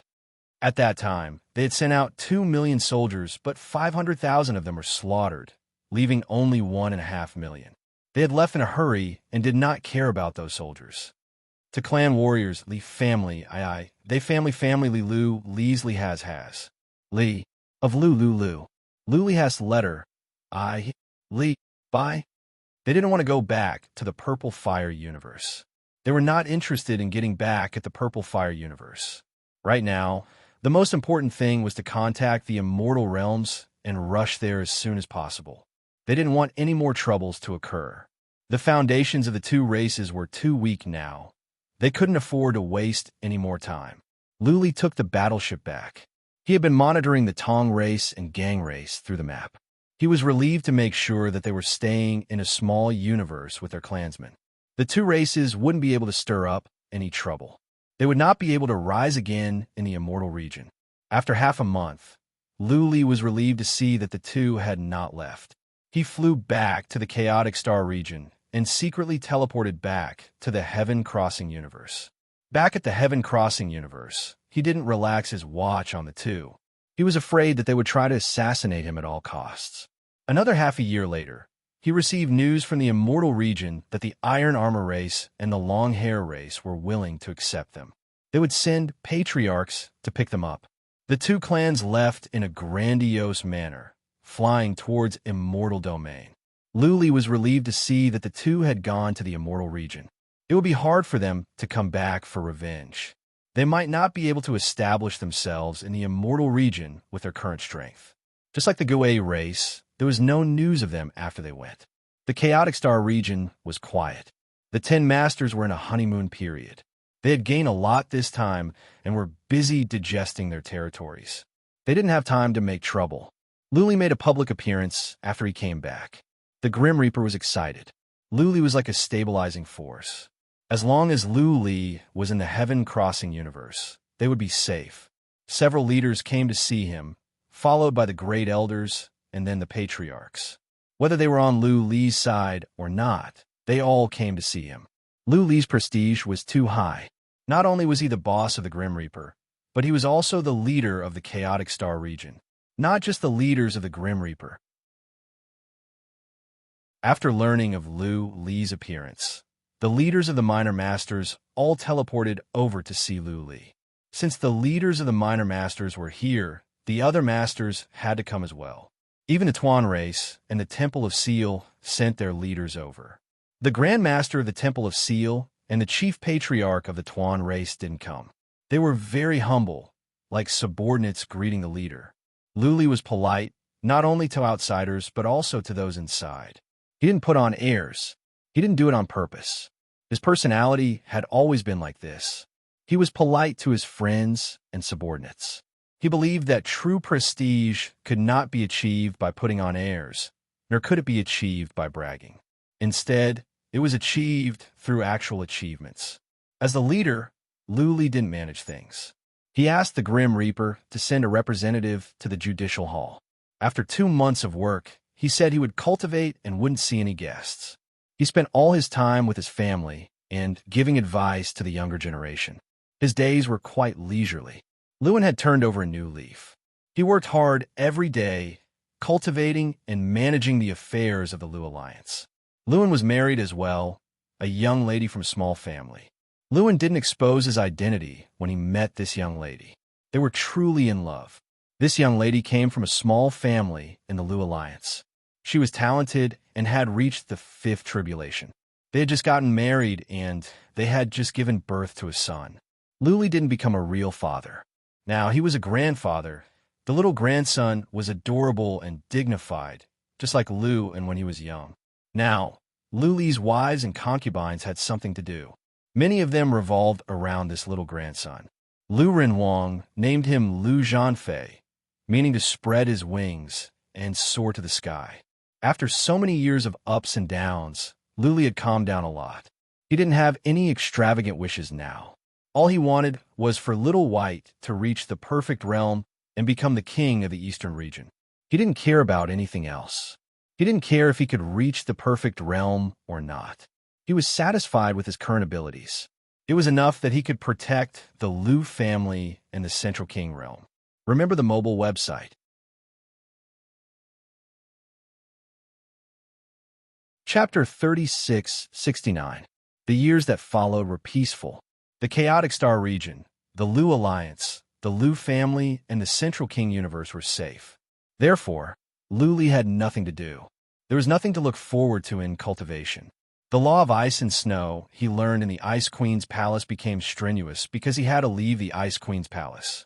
Lu stopped after a while. Blood Fairy had recorded down many divine glyphs, enough for her to study for hundreds of years. Staying in the Ice Queen's palace did not affect Lu. No coldness could affect him. That being said, it was boring and lonely to stay there. Lu did not want to go. Since Blood Fairy did not have to study divine glyphs, Lu did not go. The situation had just stabilized. It was not appropriate for him to leave. He would stay here for a few decades. The 10 masters signed an agreement that there would be no internal strife within 1,000 years. At the same time, they would restrain their subordinates from causing trouble. The Chaotic Star region would not be in chaos for at least 100 years, if not 1,000 years. The forces gained more land and more resources. They began to nurture talented warriors. In such a stable environment, the Lu Alliance was growing stronger every year. Disciples of the Lu Alliance understood that the status of the Lu Alliance was supported by Lu alone. Without Lu, they would be nothing in the Grim Reaper, not to mention in the Chaotic Star region. Disciples of the Lu Alliance would be superior to others. Lu had created such a good opportunity for them, built a stage for them, and given them so many resources. If they did not live up to expectations, then they might as well kill themselves. What was more, the rules of the Lu Alliance were strict. Only the capable could rise, and the weak could be demoted. If they were slow in cultivation, then the resources would be reduced. If they were slower, they would be sent back to the Central King universe. Now that they had come out and seen the world, how could they be willing to go back to the Central King universe? Therefore, disciples of the Lu Alliance were working hard. Lu Ling was strict as well. No disciple dared to do anything rash. What happened to Lu and had frightened disciples of the Lu Alliance. Anyone that dared to do anything rash would face death. Soon, 50 years had passed. Lu Alliance had several Saint Kings, including Yin Xingxi, Xiang Linglong, and Luer, and Qi Dingdong. Of the first batch that came to the Lu Alliance, 3 had made the breakthrough. There were now hundreds of Overlord-level experts, and there were countless 6th Tribulation experts. The Lu Alliance's foundation could be considered somewhat stable. It would be even better if there were a few experts who were infinitely close to the Great Perfection Realm. It was a pity that emperors and saint emperors could be produced with top-notch resources, but experts that were infinitely close to Paragon level could not be produced. It would take a very long time to slowly produce some. This matter could not be rushed. Great clans needed a long period of time to appear. It was impossible for them to appear in a short period of time. The Grim Reaper had nurtured quite a number of experts during this period of time. Over 1,000 Saint Emperors had appeared in recent years, and the number of experts who were infinitely close to great perfection had increased by 4. Unfortunately, no great perfection had appeared. Emperor Li and the others to be realm. Emperor Li and Lu. Which realm? Realm was realm. Emperor Realm King Realm was Emperor Clan. Lu Realm for Dragon Realm. Emperor of Clan Lu Clan and the Realm. Lu Emperor King. Realm, Clan, and Li and the Realm, Clan for the Realm, Dynasty. They were Emperor Li and it had been tens of thousands of years since they broke through and were infinitely close to the great perfection realm. Yet they had yet to touch any bottlenecks. They knew very well that no matter how hard they tried, no matter how much they risked their lives, there was no chance. They could only pin their hopes on their descendants. During this time, they had been working hard to cultivate their descendants. They had been paying attention to the younger generation. In the past, they had controlled the resources. Now, they were using resources, hoping that they could reach the absolute realm. In addition to Emperor Li, the other 9 dominators were doing the same. Over the past 50 years, at least 1 million people had reached the Overlord realm, and tens of thousands of royal realm cultivators had reached the Holy King realm. It did not seem to be a lot. If Lu Li were to do it, he could finish all of them in an hour. But where did the most powerful come from? They came from a large number of Saint Kings. The greater the number, the more likely it was. If there were 1 million more Saint Kings in 1,000 years, then it would not be a problem to have 100 warriors close to the absolute realm. Only when there were more warriors close to the absolute realm could the foundation of the chaotic star region and the dominators be stabilized. Only when there were more powerhouses infinitely close to the great perfection realm would the chances of a great perfection appearing increase. The chaotic star region was weak. It was the weakest among the 8. Fortunately, the chaotic star region was united. The overlords of the other galaxies did not want to develop here. They all had their own territories. They could not take care of both at the same time. It was easy to pick the seeds and lose the watermelon. During the past 50 years, Lu Li did not make much progress. Only his physical body and soul were improved. He had reached a bottleneck. It would be difficult for him to go further. Out of boredom, Lu Li studied some fundamental principles and laws to improve his realm. As the leader of the chaotic star region and the leader of Emperor Li, it was not good to be a Saint King at the initial stage. He could not reach the absolute realm. It was better to reach the later stage of the Saint King realm. He had nothing better to do anyway. During the 50 years, Jiang Qiling and the others had something to do. They were busy training Lu Zhanfei. This grandson of theirs was amazing. Lu and his wife were not that talented. But this grandson of theirs was amazing. Maybe it was because he was born with the best resources. He had reached the 6th tribulation at the age of 50, buzzing. In an elegant castle in the Lu mansion, Lu Li was using the map to check the situation. He glanced around the chaotic star region and found nothing important. Then, he went to the Middle King realms and the Boundless Ruins. Finding nothing unusual, he turned his attention to the Immortal region. Little White was still nowhere to be seen. He did not know where it was cultivating. Everything was fine at the Eastern region. Lu Li looked around to check the Guam race, the Steel race, and the Tong race. He was a bit relieved. The Guam race, the Steel race, and the Tong race were not doing well. Each of the 3 races was given a piece of land next to each other. It was not a large territory, only about 100 cities. Lu Li scouted and found that the resources and treasures around the 300 cities were scarce. In other words, these 3 territories were very barren. From the conversation of the patriarchs of the 3 races, Lu Li learned that the 3 races were in a dilemma. If they left the Iron Armor race and the Long Hair race, they would infringe on the interests of the major races nearby. If they didn't leave, the Iron Armor race and the Long Hair race would mobilize them to fight with the major races nearby. The Iron Armor race and the Long Hair race had lost many powerful warriors. At this rate, the remaining powerful warriors would all die, not to mention rising up. The 3 races might want to leave as well, but they were afraid that the iron armor race and the long hair race would force them to stay. In a fierce battle, the three races would be wiped out by the iron armor race and the long hair race. After a while, Luli left the three races alone. They could not protect themselves, and they wouldn't think about getting back at him. He thought about it and went to check on Yu Yang, Wan, Shi, and Mo Qianqian. They had made good progress. They seemed to be very close to the complete realm. They were living well. Oh, Luli suddenly remembered something. When he was in the immortal region, he ran into an interesting girl named Qinya Zishi on his way from the southern region to the eastern region. They traveled together and went through many dangers. Later on, the girl went into the mountain of ghosts and never came out. At that time, Luli was too weak to go in. Now that he had the chief god's map, could he check on the mountain of ghosts and see if Qinya Zishi was still there? Remember the mobile website.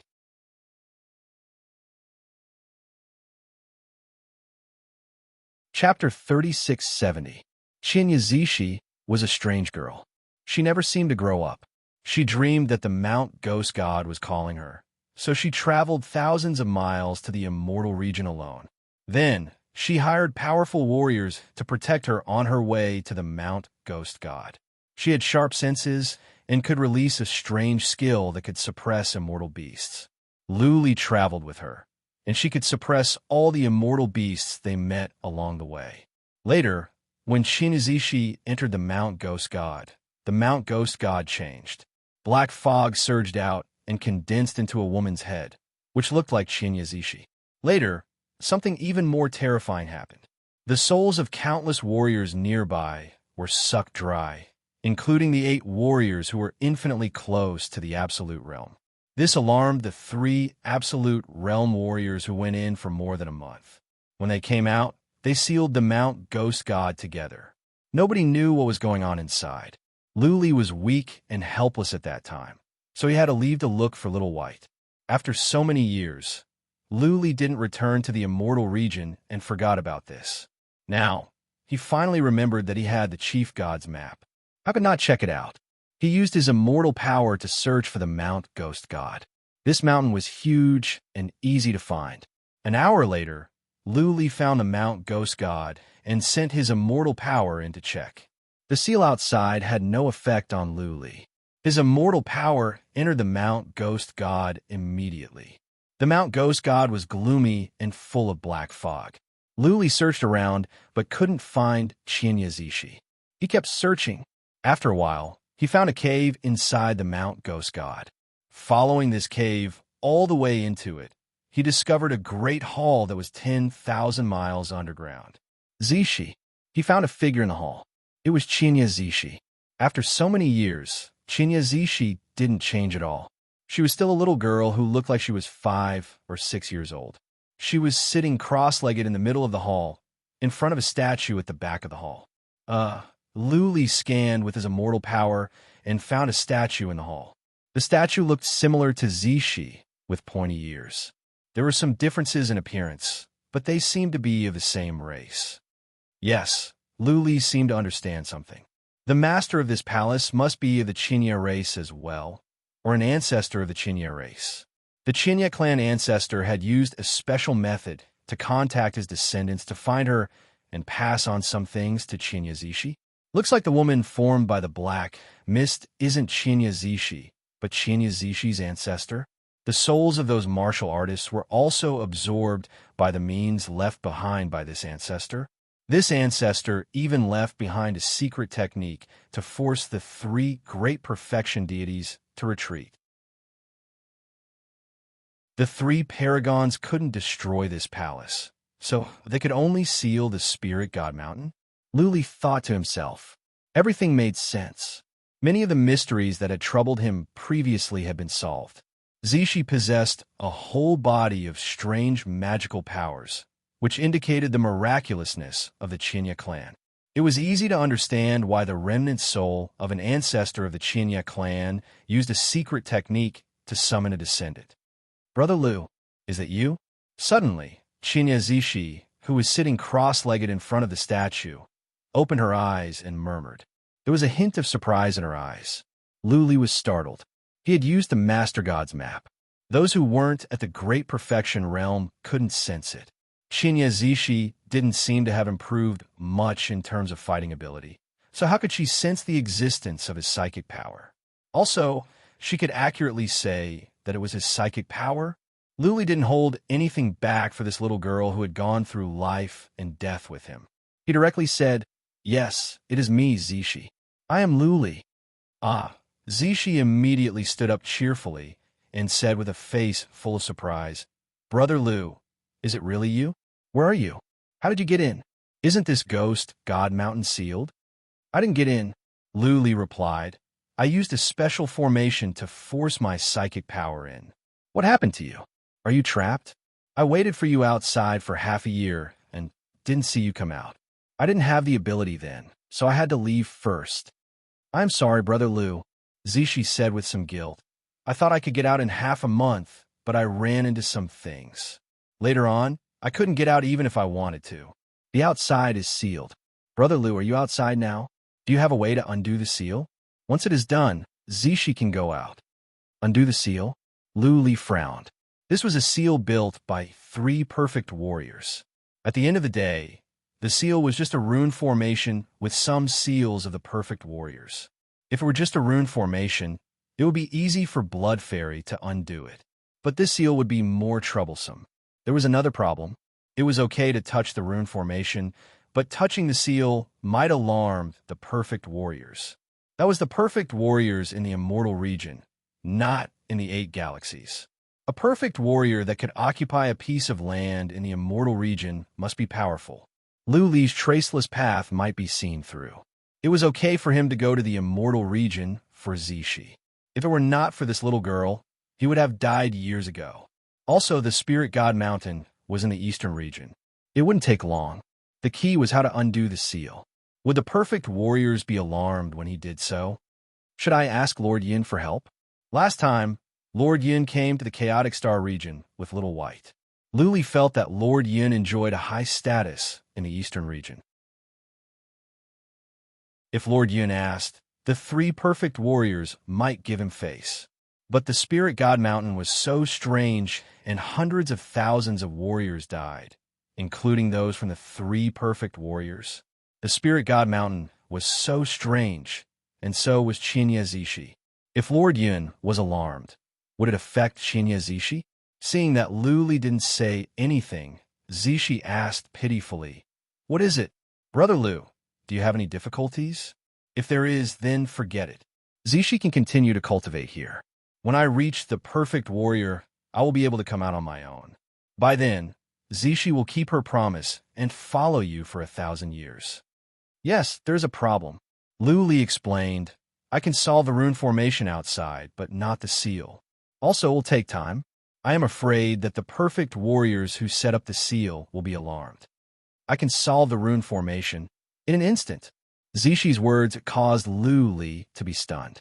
She said, "It's just that Zishi doesn't really understand divine inscription formations, so I don't dare to casually break the Tao seal. I'm afraid that I'll alarm the 3 paragons and cause them to set up an even more powerful seal. Brother Lu, can you really solve the rune formation?"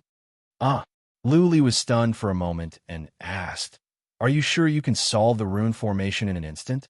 That is a perfect rune formation." "It wasn't me who broke it," Zishi explained. "There is some power in the Hall of Ghosts that I can use. It is something similar to the rune formation. I can control the power of the Hall of Ghosts and dissolve the rune formation." "Then it's okay." Lu Li made up his mind. "You cultivate here. I need some time to prepare. When I am ready, I will contact you. I will take you away from the Spirit God Mountain. If Blood Fairy could solve the rune formation and Zishi could solve the rune formation with the Hall of Ghosts, then the seal would be solved soon. When Zishi came out, he would take her away. The 3 perfect warriors wouldn't be able to track them down."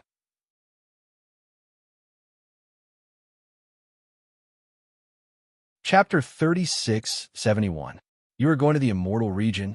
In the backyard of the Lu Mansion, Lu Li gathered Lu Ling, Lu Ren Wang, Jiang Qiling, and Yin Qingxi. They were all surprised to hear that he was going to the immortal region. As for Little White, Luli said he was in closed-door cultivation and hadn't come out. There was no news from the immortal region either. Was Luli going to the steel race and the tong race? Bai Xiaoshuang didn't care.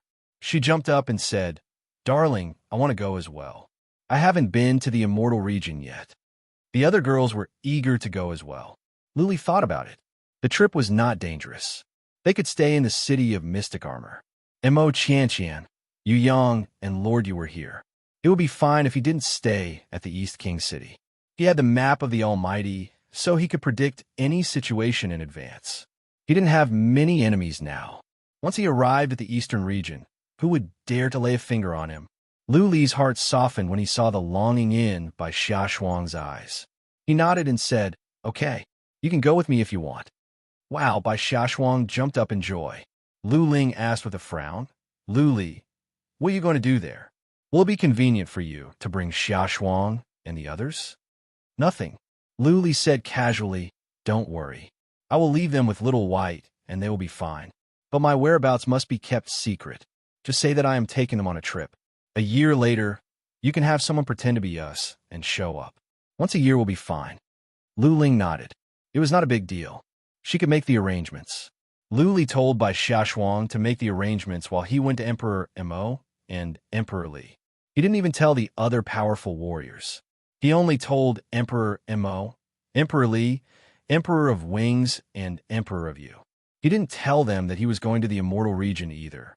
He only told them that he would be away for a few years and that they could go to Lu Ling if they needed help. Emperor Li and the others were used to this mysterious warrior. It didn't matter if he was away for a few years. Now that the chaotic starfield was so stable, there shouldn't be any problems. Luli asked them to keep it a secret as well. Emperor Li and the others were not stupid. If Luli's actions were leaked, Luli would be killed and the Grim Reaper would be doomed. By the time Luli came back, most of the candidates had been decided. Bai Xiaoshuang and Qi Dingdong had to go. Inqingxi was in closed-door cultivation. As for Linglong, she was cold and didn't want to go. Qi Shi'er also liked peace. Enluer insisted on going, and Bai Xiaoshuang agreed. As the housewife, Jiang Qiling had to stay at home and could not leave. So in the end, it was decided that Bai Xiaoshuang, Bai Qiushue, Qi Dingdong, and Enluer would accompany them. Luli didn't mind. If there was danger, he could put them into an interspatial artifact and then bring them to the Dharma realm. The Dharma realm was the safest place in the world. Even a Paragon-level cultivator would not be able to track the Dharma realm. Who could harm Bai Xiaoshuang and the others in the Dharma realm? Luli put them into an interspatial artifact after he made the arrangements. He changed his looks and identity and teleported to the border directly on the teleportation altar. Then, he snuck out of the Chaotic Star region and flew toward the Immortal region. Luli kept a low profile after he left. He had been sneaking around for more than 10 days before he took out the battleship and let the girls out. Luli asked Blood Fairy to build some powerful runes on the battleship. Even a warrior close to a Paragon-level cultivator would not be able to see what was going on inside. In this way, even if they ran into scouts on the way, they would not be exposed if they could not be sure that it was them. On the battleship, they sat on the deck. Bai Qiushue played the guqin, Bai Xiaoshuang danced, Qi Dingdong made a fuss, and Enluer made tea. Luli sat on the side, leisurely. If Luli were on his own, he would have to cultivate in boredom. But with the company, his days were not so lonely. Enluer had reached the Saint King realm. She was very talented. Even in the Chaotic Star region, she would be one of the best. Of course, it had to do with resources. As Lu Li's apprentice, Enluer had access to all the resources of the Grim Reaper. Enluer worked hard. She went to those mysterious areas at the risk of her life. She was of a miraculous birth, so her cultivation was fast. In addition to her realm, she often went out to train with the assassins of the Grim Reaper. She would go out incognito. Nobody would take care of her, and she could be killed. The Grim Reaper once had 3 golden flowers. They were all in the Immortal region and hadn't been back for many years. Now there were 3 new golden flowers. Enluer became the leader of the golden flowers. Many young masters flocked to her. Even the most powerful young masters of the dominant families were pursuing her fiercely. Unfortunately, Unlure was not interested in any of them. She rejected all of them with one statement. She would marry anyone who could surpass her master. It was a condition that no one could fulfill. Luli was universally acknowledged to be invincible below the absolute realm. To surpass Luli, one would have to reach the absolute realm. Luli was not old. He was only a few thousand years old. No one had ever reached the absolute realm at his age. Many people guessed that Unlure was in love with her teacher. Did she want to marry Luli? Otherwise, why didn't she marry him? It was said that her family was killed. When she was 6 or 7 years old, it was Luli who brought her back. It was understandable that she had deep feelings for Luli. Not only outsiders, but the Lu family was also guessing. However, they couldn't force Unlure to marry him. Unlure also said that she would only talk about it after she was infinitely close to the absolute realm. The leisurely days passed by quickly. More than half a year later, they arrived at the entrance to the immortal region. Luli used the skill of transfiguration. The others also took out their treasures and covered their faces. Luli had the key to the immortal region. He flew in with several people. When he returned to the immortal region, Luli smelled the air and felt very comfortable. The heaven and earth spiritual chi here was very dense, making people feel comfortable all over. Bai Xiaoshuang and Unlure looked around curiously, observing the rumored immortal region. There were powerful warriors guarding the entrance. They were from the eastern region. Luli didn't show his face, so these people didn't know him. They glanced at Luli and then looked past him to Bai Xiaoshuang and Unlure. They were all top beauties. Even though they couldn't see their faces, their figures and temperament were all top-notch. "What are you looking at?" Luli snorted, dissatisfied, as he saw the unscrupulous looks from the warriors. "If you see me again, I will gouge your eyes out." The warriors were enraged. Luli was at the initial stage of the Saint King realm, and so was Unlure. As for Bai Qiushue, Bai Xiaoshuang, and Qi Dingdong, their realms were pitifully low. Clearly, they were a bunch of bumpkins. How dare they come to the immortal region? Several warriors came over at once. Luli dashed away and kicked at the warriors, injuring them all. He landed on the ground and said coldly, "Where is Chief Commander Zhu?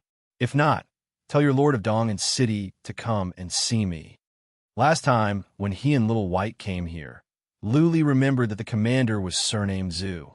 Even if the commander was changed, the Lord of Dong and City was still the same, right? Not to mention that the eastern region was Little White's territory. Even if he wasn't, he wouldn't be afraid.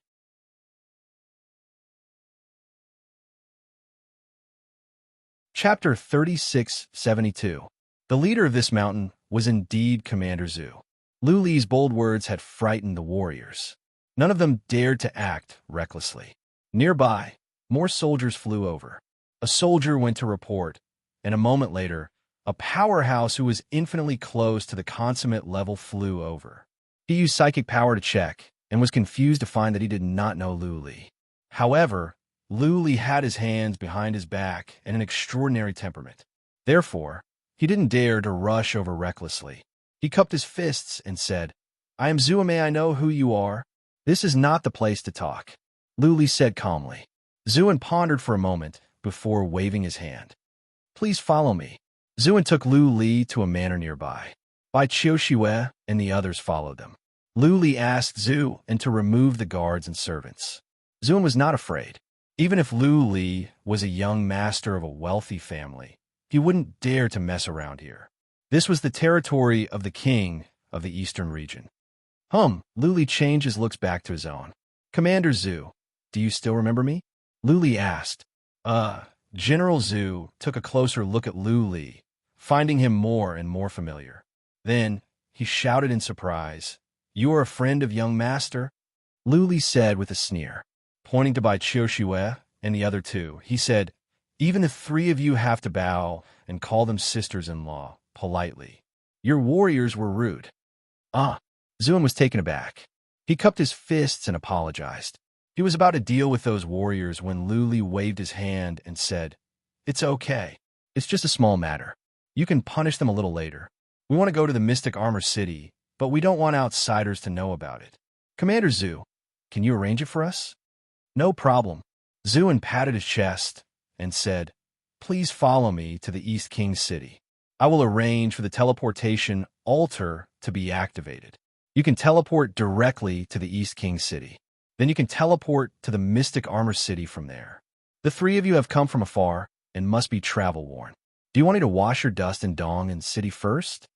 Luli shook his head. We are in a hurry. Thank you for your kindness. Zhuan said nothing more. He asked Lu Li and the others to sit down while he went out to make arrangements in person. How could he not do his best for Lu Xiaobai's friend? If he didn't do it well and Lu Xiaobai found out later, he would lose his life, not to mention his commander position. 2 hours later, Zhuan brought Lu Li and the others to the East Peace City. They secretly went to a castle which had a teleportation altar that led directly to the East King City. Lu Li asked for secrecy, so Zhuan didn't tell the city lord of the Eastern Peace City. He had some influence in the city, or else he wouldn't be the commander of the entrance. The teleportation formation lit up. Lu Li and the others disappeared into it. Zhuan heaved a sigh of relief. He flew back to the entrance of the mountain, and as soon as he returned, he barked coldly.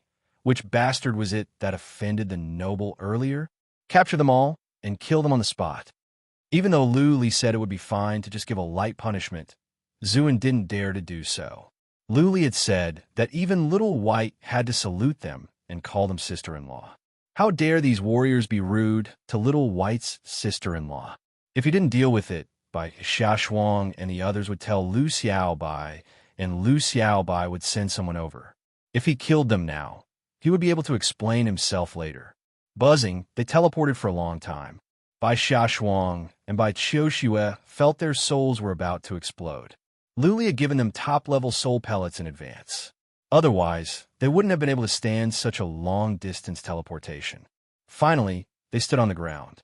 Bai Xia Shuang felt weak, and then Luer hurried over to help her up. Lu Li came as well and fed them another pellet. Lu Li glanced over and saw 2 powerful warriors guarding here. They were familiar. He had teleported here many times. When Bai Xia Shuang felt better, Lu Li left with the girls and went to a tavern in the city. Bai Xia Shuang and Bai Qiu Xue were not in good states. They could rest for a few days and see the prosperity of the largest city at the eastern region. Lu Li didn't want to visit the king of the eastern region. The king of the eastern region didn't like Lu Li, and the king of the eastern region didn't treat Lu Li well at first. Later on, the king of the eastern region told Lu Li to stay, but Lu Li refused. Naturally, Lu Li wouldn't visit the king of the eastern region now. He wasn't here for Little White. He was just passing by. His ultimate goal was to go to the mountain of supernatural beings. Even though he wanted to contact Lord Yin, he couldn't go there directly. He didn't even know if he could meet Lord Yin or not. Lu Li thought it would be better to go to the Mystic Armor City and then ask Lord Yu to find Lord Yin. What he didn't expect was that someone came into his room quietly that night. Just as he was about to enter the Dharma realm, that person said, Lu Li, it is me. Lord Yin? Lu Li was surprised. He wanted to find Lord Yin through Lord Yu, but it was Lord Yin himself. Lu Li bowed and said, Greetings, Lord Yin. Lord Yin nodded and said, Come with me. The Realm King wants to see you. Realm King? Lu Li was even more surprised. But he was at the East King City, the territory of the king of the eastern region. The king of the eastern region must know that Lu Li was here. Lu Li didn't waste any time. He told Bai Xia Shuang and the girls to wait in the tavern while he went to the Realm King's mansion with Lord Yin. On a balcony on the top floor of the Realm King's mansion, the king of the eastern region stood with his hands behind his back, overlooking the entire East King City. What made Lu Li curious was that when he looked up from below, he didn't see anything. It seemed that there was an invisible inhibition formation here that prevented people from the outside from seeing this place. Lu Li bowed and saluted, Greetings, Realm King. The king of the eastern region was tall and strong. He didn't have a strong chi and energy, but just by looking at him, Lu Li felt like he was looking up at a mountain that he could never surpass. The king of the eastern region didn't turn around. He said in a deep voice, "Little White is in closed-door cultivation. I think it will take many years. Are you here for him? Did you run into any trouble?" "No," Luli answered frankly. "I am here for something else. I know Little White is in closed-door cultivation, so I don't want to disturb him. Something happened at the Chaotic Star region, but I have taken care of it. I think it is necessary to report this to the Realm King. I am afraid that they are trying to disrupt Little White's closed-door cultivation. More than 50 years ago, Luli told him about how the Iron Armor race and the Long Hair race controlled the Steel race and the Tong race. He didn't exaggerate and just told the whole story. After listening, the king of the Eastern region didn't change his expression. He said in a deep voice, "Well, you have made progress. It is not easy for you to come this far from a mortal world. You don't have to worry about this anymore. Since you have other things to do, you can go and deal with them yourself. If you need anything, just tell Brother Yin." "Thank you, Realm King." Luli bowed again. When he was about to leave, the king of the Eastern region suddenly turned his head and said, "Next time, don't use that master artifact to check on other Realm Kings. If other Realm Kings know about this, there will be big trouble." Luli was surprised, and then his expression changed. He understood what the king of the Eastern region meant by master artifact.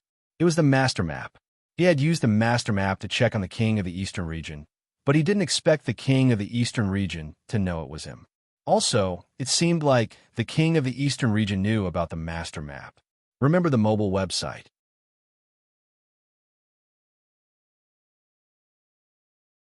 Chapter 3673. This map was one of Lu Li's ultimate treasures. He never told anyone about it. Not even Lu Ling. Lu Li explained it with a strange formation. He didn't want to tell anyone, fearing that the map would bring him disaster. He didn't expect the king of the Eastern region to point it out so quickly. Lu Li was stunned for 3 breaths. He didn't leave. He wanted to get to the bottom of it. Since the king of the Eastern region already knew, there was no need to hide it. He had many questions about this relic, including the Ice Empress. Back then, he thought the king of the Eastern region must know a lot, and he wanted to ask him when he had the chance.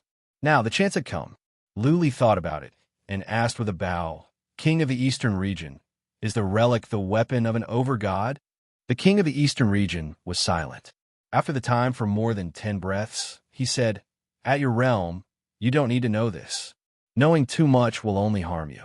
But since you have the relic, you must have some information. There is no harm in telling you." Lu Li's spirit was lifted. He bowed again and said, "Thank you, king of the Eastern region." The king of the Eastern region looked at the sky above and said, "I think you have guessed it. There is another realm above the Great Perfection, which is the realm of overgods. The Great Perfection is achieved in a certain aspect, but it is not a real god. Because Great Perfection cannot escape the rules of heaven and earth, they will still die. The realm of overgods is a real powerhouse that has escaped the rules of heaven and earth. There is no limit to the life of an overgod. If they're not killed, then they will live forever." Just as I thought, Lu Li was relieved. This was similar to what he had guessed.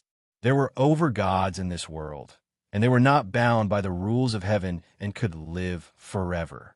Lu Li digested the information and asked, "King of the Eastern region, did some overgods die back then?"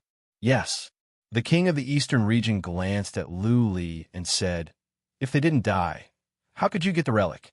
If I'm not wrong, this relic belongs to the Ice Empress, right?" Lu Li raised his eyebrows. The king of the Eastern region really knew a lot. Lu Li thought for a while and said, "Yes, I entered the Ice Empress Palace by chance and obtained this treasure. It's a pity that the runes in the Ice Queen Palace are too strong. There are many places that I can't decipher. Realm King, how about you?" The king of the Eastern region waved his hand and interrupted Lu Li's words. "That is your opportunity. Since the Ice Empress has chosen to let you in, then only you can enter. I won't be able to become a lord in this lifetime, so I don't want to waste any more time." "Breakthrough?" Lu Li was taken aback. He asked, "Main gods can break through? If I continue to train after becoming a paragon, I can break through to become a sovereign." "Difficult," the king of the Eastern region sighed. "This world has existed for so many years, but only 5 overgods have broken through. The rest of the overgods were born from the world. I've once searched for many fortuitous encounters, and I've also entered some ruins left behind by overgods. Unfortunately, the overgod realm isn't something that anyone can break through just because they want to. It's far too difficult. I see. Lu Li's thoughts turned. He remembered the scene he saw in the Ice Queen Palace, the scene of a shocking palm smashing a world into pieces. He asked, Realm King, when a world above the fourth heaven collapses, is it because of a battle between overgods? The king of the eastern region didn't answer this question. He waved his hand and said, You don't need to know these things. It won't do you any good. You just need to remember, don't use your Master God artifact carelessly, especially against those of the Paragon realm. Once they track you down, you'll be in big trouble. I don't have many years left. If I'm alive, they won't dare to do anything rash. Once I'm dead, no one can protect you. Thank you, Realm King. Lu Li bowed again. He pondered for a moment and asked, Realm King, I'm just saying if Little White doesn't break through to the Paragon realm by then, do you have any way? No way. The king of the eastern region said with certainty, In my life, I've offended too many strong warriors and large clans. Even if I have a backup plan, it's useless. Those realm kings definitely won't allow another me to appear. So, if Little White really doesn't break through, if you have the ability, do your best to help Little White. Don't worry, Realm King. Unless I'm dead, no strong warrior can harm Little White. Lu Li nodded, his heart heavy. The king of the eastern region was speaking the truth. In his life, he had suppressed many realm kings, not to mention the king of the northern region. If the king of the eastern region died, how could he not seek revenge? The other realm kings couldn't just sit and watch a second sky swallowing beast appear. Otherwise, they would be suppressed for another hundreds of thousands of years. One last question. Although it seemed that the king of the eastern region didn't want to talk anymore, Lu Li still asked, Realm King, in this world, are there still living master gods? Yes. The king of the eastern region said with certainty, but after the collapse of the fourth heaven, no more master gods appeared. But I know for sure there are. As for where they are hiding, I can't find them. There are many things that you don't need to investigate. If you don't break through to the Paragon realm, the more you know, the worse it will be for you. Go. Before I die, no matter what happens, I will send Yun to ask you to come here. The king of the eastern region turned to look at the king of the east city and said nothing more. Lu Li looked at his back, his heart heavy. The king of the eastern region was old and about to return to dust. The next time they met would probably be the last time. He had to make arrangements for his funeral. The famous king of the unparalleled realm, who had suppressed more than half of the immortal region, was about to reach the end of his life. Lu Li bowed deeply and left the rooftop. Lord Yun was waiting outside and saw Lu Li out. He gave Lu Li a token at the door, saying that he could rest easy when he was doing business in the eastern region. Lu Li was going to mount Ghost God. If he alerted the 3 master gods, this token could be used to deter them. Lu Li thanked him and accepted it. After watching Lu Li leave, Lord Yun returned to the rooftop and stood behind the king of the eastern region. The king of the eastern region looked at Lu Li's back from the high platform and suddenly sighed. Yun, when you brought Little White back, you didn't think that this mortal boy could make it this far, did you? Lord Yun nodded. Yes, he was as weak as an ant back then. I thought it was the end for him to dominate the divinity. I didn't expect him to become the leader of the chaotic starfield. He has many strange skills. According to the intelligence, he should be invincible below the master of the chaotic starfield. What a pity. The king of the eastern region sighed. He is walking the unorthodox path. It will be hard for him to reach the master god's realm. But if he were to walk the orthodox path, he wouldn't be able to reach the master god's realm. There are gains and there are losses. Lord Yin thought about it and said, King of the eastern region, should we keep him and send him to the Arcana realms for training? If he can reach the master god's realm, he will be a great help to Little White. No need. The king of the eastern region waved his hand and said, Every creature has its own path. There are many things that cannot be forced. Let him be. How far he can go is up to him. If Little White is destined to be unable to reach the Master God's realm, then that is his fate.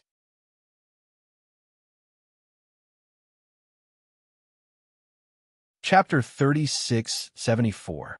They stayed in the East King City for a couple of days. Bai Qiuxue and the twins had a taste of the big cities in the Immortal region.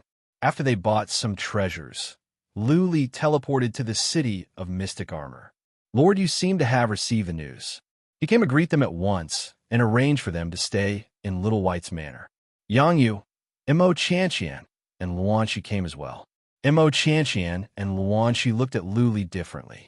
It was as if she was blaming Lu Li for coming to the Immortal region with great difficulty. Yet, he had brought his wives with him. Did he even have them in his heart? Lord Yu entertained them with great hospitality. Mo Qianqian and Luanxi did their duty as hosts. When Lu Li said that he had something to do, Mo Qianqian promised that she would take good care of Bai Qiuxue and Bai Xiaoshuang. Lu Li and Yu Yang drank and talked about the Chaotic Star region. Yu Yang vaguely heard something about it, and he sighed with mixed feelings. He didn't expect that his brother had become the leader of the Chaotic Star region. His strength had reached such a level. That night, Lu Li sneaked to Mo Qianqian's room. Luanxi was there as well. Mo Qianqian and Luanxi were not shy. They had done this before. Lu Li would leave in a couple of days. This was a rare opportunity. Lu Li left after a couple of days. Bai Qiuxue, Bai Xiaoshuang, and Lu and Qi Dingdong were taken care of by Mo Qianqian and Luanxi. Mo Qianqian and the twins were from the city of mystic armor. Nobody dared to do anything to them at the eastern region. Lord Yu would make arrangements so that they wouldn't have to worry about their safety. Lu Li used skill of disguise to change his looks. Then, he asked Lord Yu to teleport him to a city near the Mountain of Creatures. At the city, he sneaked away and went to the Mountain of Creatures. Half a day later, he arrived at the foot of the Mountain of Creatures.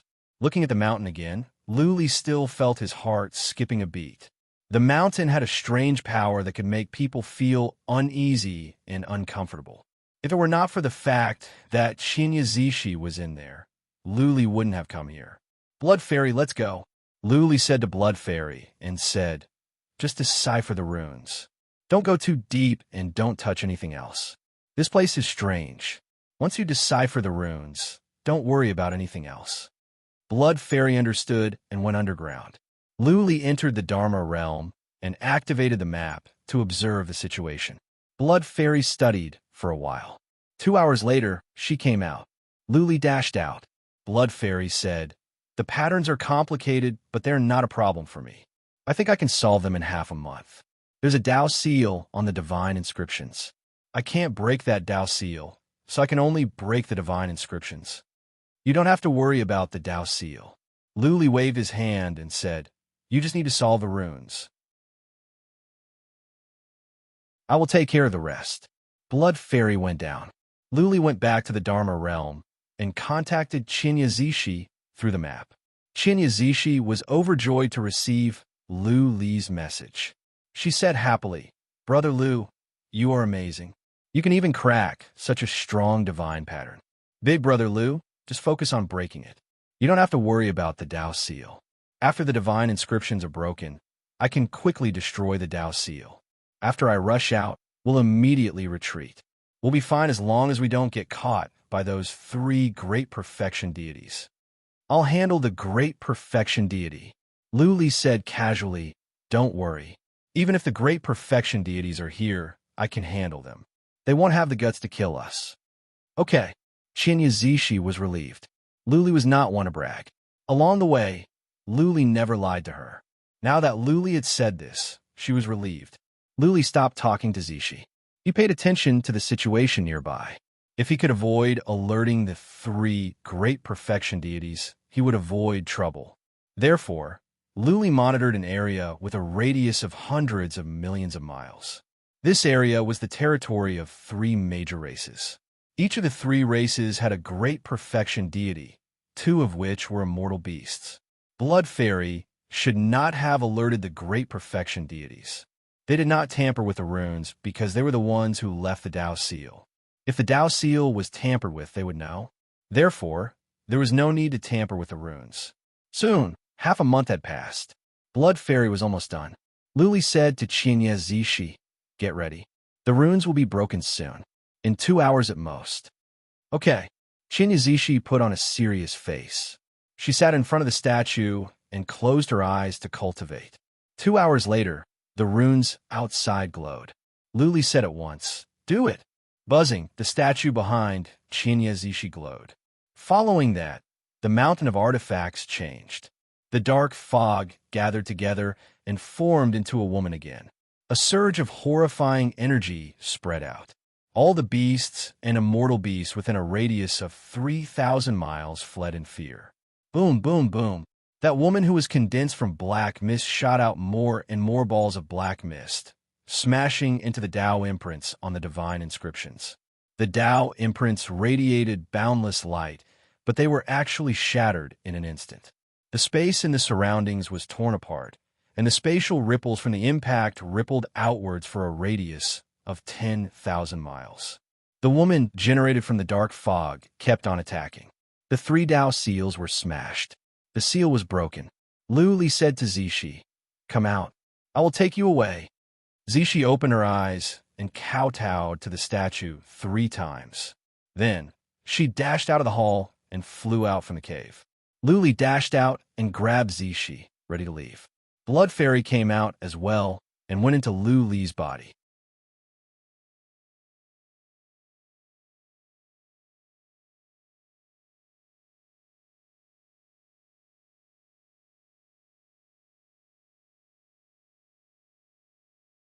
Chapter 3675. There is only one Lord Yun in the entire celestial region. As a perfect realm of the eastern region, the name Lord Yun was well known. Lord Yun was one of the earliest perfect realm warriors to follow the king of the eastern region. He was also one of the most powerful perfect realm warriors. The king of the eastern region usually didn't care about anything. Basically, Lord Yun took care of everything. The perfect realm warrior was confused. Then, his eyes glowed with killing intent. He said coldly, "You?" Luli knew his life was saved. He replied at once, "I have Lord Yun's token." With that said, Luli's strength of heaven and earth disappeared. The perfect realm warrior was not afraid that Luli would run away. In his eyes, Luli was just a saint king at the initial stage, no different from an ant. Luli's ring lit up, and he took out a token and tossed it over. After the consummate warrior caught it and glanced at it, he was stunned. The token was real. There were many seals in it, which could be identified easily. As a perfect realm warrior of the eastern region, how could he not recognize Lord Yun's token? He threw the token back and asked, "Who are you? Why do you have Lord Yun's token?" "It doesn't matter who I am," Luli replied. "The important thing is that the token is real. You can check it out if you don't believe me. Can we leave now?" "You can go." The perfect realm warrior looked at Zishi coldly and said, "This girl cannot go." Luli's heart sank. He said, "She's my friend. I must take her with me. Please do me a favor, and do me a favor to Lord Yun." "I will do it for Lord Yun." The perfect realm warrior's words made Luli even angrier. "If not for Lord Yun, do you think you can live?" "This girl is involved in the secrets of the Ghost God Mountain. In the past, many of my clansmen died in the Ghost God Mountain. How could I not know about this?" "Punk, if you know what's good for you, get out now. Don't make me angry." The perfect realm warrior was filled with killing intent. Seeing this, Zishi quickly said, "Brother Lugo, don't worry about me." Luli was halfway done. How could he back off now? Zishi and he traveled together and helped a lot. It could be said that she saved his life. How could he not care? He sighed helplessly and said, "You may not give face to Master Yun, but will you give face to the Realm King? If you dare to make things difficult for her, I will immediately go to East King City to seek an audience with the Realm King." Oh, a hint of surprise appeared in the eyes of the great perfection realm cultivator. He smiled and said, "Brat, I didn't expect you to be such a character. Fine, go ask the Realm King. As long as the Realm King gives the order, I will immediately release her. I'm at the nearby Mount Jijin. You can come and find me anytime." Luli saw this and shouted at once, "Give me 10 days and I will go to the Purple Mountain." If you dare to hurt her, I swear I will wipe out your entire family. Ha ha ha. The great perfection deity laughed heartily and said, All right, I'll wait for you for 10 days. I like to see how you're going to wipe out my clan. The great perfection paragon sped up and soon disappeared into the distance. Luli didn't dare to stay any longer, fearing that the other two would come as well. Then, you would be in big trouble. Luli snuck away and went to a nearby city. He took out Lord Yun's token and had it arranged for him to be teleported to the East King City. Lord Yun's token was useful. Luli was arranged to take the teleportation altar to the East King City. At the East King City, Luli went to the East King Mansion. At the gate, he took out his token and asked for an audience with Lord Yun. After a while, a Saint Emperor showed Luli in. Inside a castle, Luli saw Lord Yun. Lord Yun was in the midst of a field of flowers and grass. He held a pair of scissors in his hand and was trimming the flowers and grass. At first glance, he did not look like a supreme master, but more like an old farmer. Luli walked over and saluted to Lord Yun. The latter looked at him and asked, Are you in trouble? Yes. Luli nodded and answered honestly, I have a friend who was trapped in the mountain of supernatural beings. I am here to save her. I just cracked the runes of 3 great perfection realm warriors, and we were captured by one. I showed my lord's token, and he let me go but took my friend away. I mentioned East King's name, and he said he would only let her go if East King gives the order. He lives at the Mount Jijin. Gene Freak? Lord Yun stopped trimming. He thought about it and said, I remember something strange happened at the mountain of supernatural beings more than 100 years ago. Many warriors died. Does this have anything to do with your friend? Luli answered honestly, There should be a remnant soul in the mountain of supernatural beings. That is my friend's ancestor. She went in, and the remnant soul devoured the souls of more than 100,000 warriors. I don't have the time to ask about the details, but my friend is only a 5 or 6-year-old. She is pure and kind. I don't think she killed those warriors. She doesn't have the ability to do so. Lord Yun kept silent. After a while, he said, If it were other great perfection realm warriors, I would have just sent a message.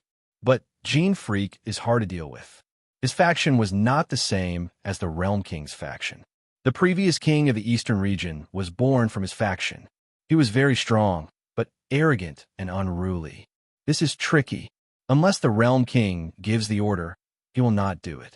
But this is a small matter. Lord Yun's meaning was clear. It was not appropriate to go to the Eastern Region King for such a small matter and force it down. The Eastern Region King and the Realm King were not on good terms. Luli was afraid that it would cause chaos at the Eastern Region. Luli's mind was weighed down. He had thought it was a small matter and Lord Yun could handle it. The Eastern Region King also said that he could go to Lord Yun if there was anything. Luli figured that Lord Yun didn't want to help since he didn't say anything. After a moment of hesitation, Luli asked, Lord Yun, what will be the consequences if I start a war with this race? Will it cause them to fight back? You? Start a war? Lord Yun paused for a second and then said nothing again. After a while, he said, There will be no consequences. Ask Little You to take you there and tell them that you are Little White's friend. If you start a war as an individual, the other races of their faction will not help. But Gene Freak is not weaker than me. Are you not afraid of death? Luli pouted and said, Lord Yun, can Gene Freak see through my traceless way? Lord Yun raised his eyebrows.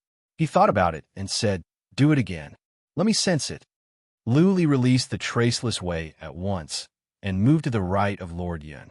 Lord Yun closed his eyes and tried to sense. After the time for half an incense stick to burn, he suddenly looked at Luli and said, It will be difficult for Gene Freak to find you, but it is possible that he can. If you start a war, you cannot stay in one place for too long, let alone get close to him. I see. Luli's confidence was boosted. Lord Yun didn't state his position clearly, but sometimes silence was an expression. The other warriors of Gene Freak's faction didn't dare to make a move. But there was only one warrior of Gene Freak's race. What was there to be afraid of? Luli left and went to find Lord Yu. Lord Yin put down the scissors and went to the rooftop of the Eastern Palace. Luli told Lord Yu what had happened. Lord Yu just waved his hand without saying anything. He didn't express any opinion, which in itself meant that he had acquiesced to Lu Li's action.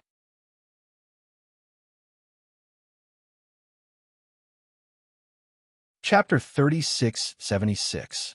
Lord Yin had pointed out a way. Lu Li had no other way out, unless he gave up on saving Zishi. Zishi had gone through so many ups and downs with him, and it could be said that she had saved his life.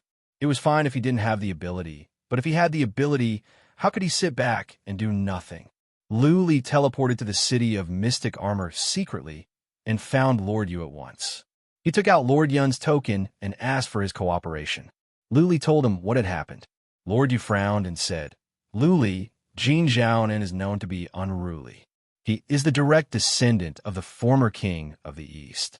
Sometimes, even the king of the East cannot go too far. Otherwise, that faction will be dissatisfied. If you offend him, he won't give you face. He'll chase you until you die. He might even chase you to the chaotic starfield. I understand the situation, Lu Li said coldly. I don't know if he can go to the chaotic universe, but as long as the other consummate realm warriors don't get involved, I can wipe out their entire race. Besides, it's not like I don't have a way to deal with a great perfection deity. Even if he angers a great perfection deity, I will think of a way to kill him. Lord, you didn't expect that Lu Li had become so ferocious. How many years had it been since they had last met? Yet, he dared to challenge a great perfection deity? Lord Yu was not Lord Yin. He was not qualified to intervene in the affairs of the Eastern region. Lord Yin could find out a lot of information through the secret scouts in the Eastern region. Lord Yu could only manage the Mystic Armor City. Lord Yu paused and asked, What do you need me to do? Lu Li was not in a hurry. Instead, he asked Lord Yu to get him some information about Jin Lao's race. Know yourself and know your enemy, and you will never be defeated. If one didn't understand the situation, it would be easy for one to bump into it and not be able to get out. This information was easy to obtain. After all, although old Demon Jin's side had declined, it used to be a super clan, a clan that had produced the King of the East. It was impossible for it to keep a low profile. Lu Li didn't inform by Qiu Xue and by Xia Shuang. Mo Qianqian had taken him out to have fun. Lu Li didn't want to disturb them. When he returned to battle, he would instruct Mo Qianqian to bring everyone to East King City, where their safety was guaranteed. Half a day later, Lord Yu returned with a large pile of information regarding Old Demon Jin's tribe.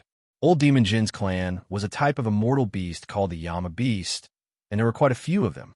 In the past, there were 10 million immortal beasts in the clan, and there were more than 10 Great Circle immortal beasts.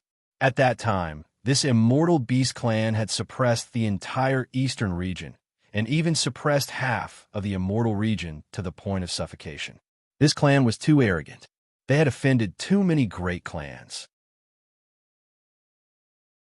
After the king of the eastern region died, this clan was attacked by the joint forces of several other Realm King clans.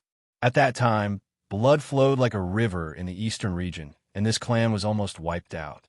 In the end, Little White's father appeared, leading the remaining immortal beasts and experts of the eastern region to resist the attacks of several great realm kings, and he even successfully defeated them, killing more than 10 great perfection stage cultivators, shocking the world with his might.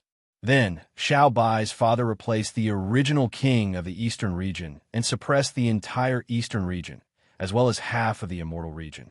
Whitey's father had reigned for more than 600,000 years, and the Yaya Beast clan had almost been wiped out. All the great perfection stage beasts had been killed.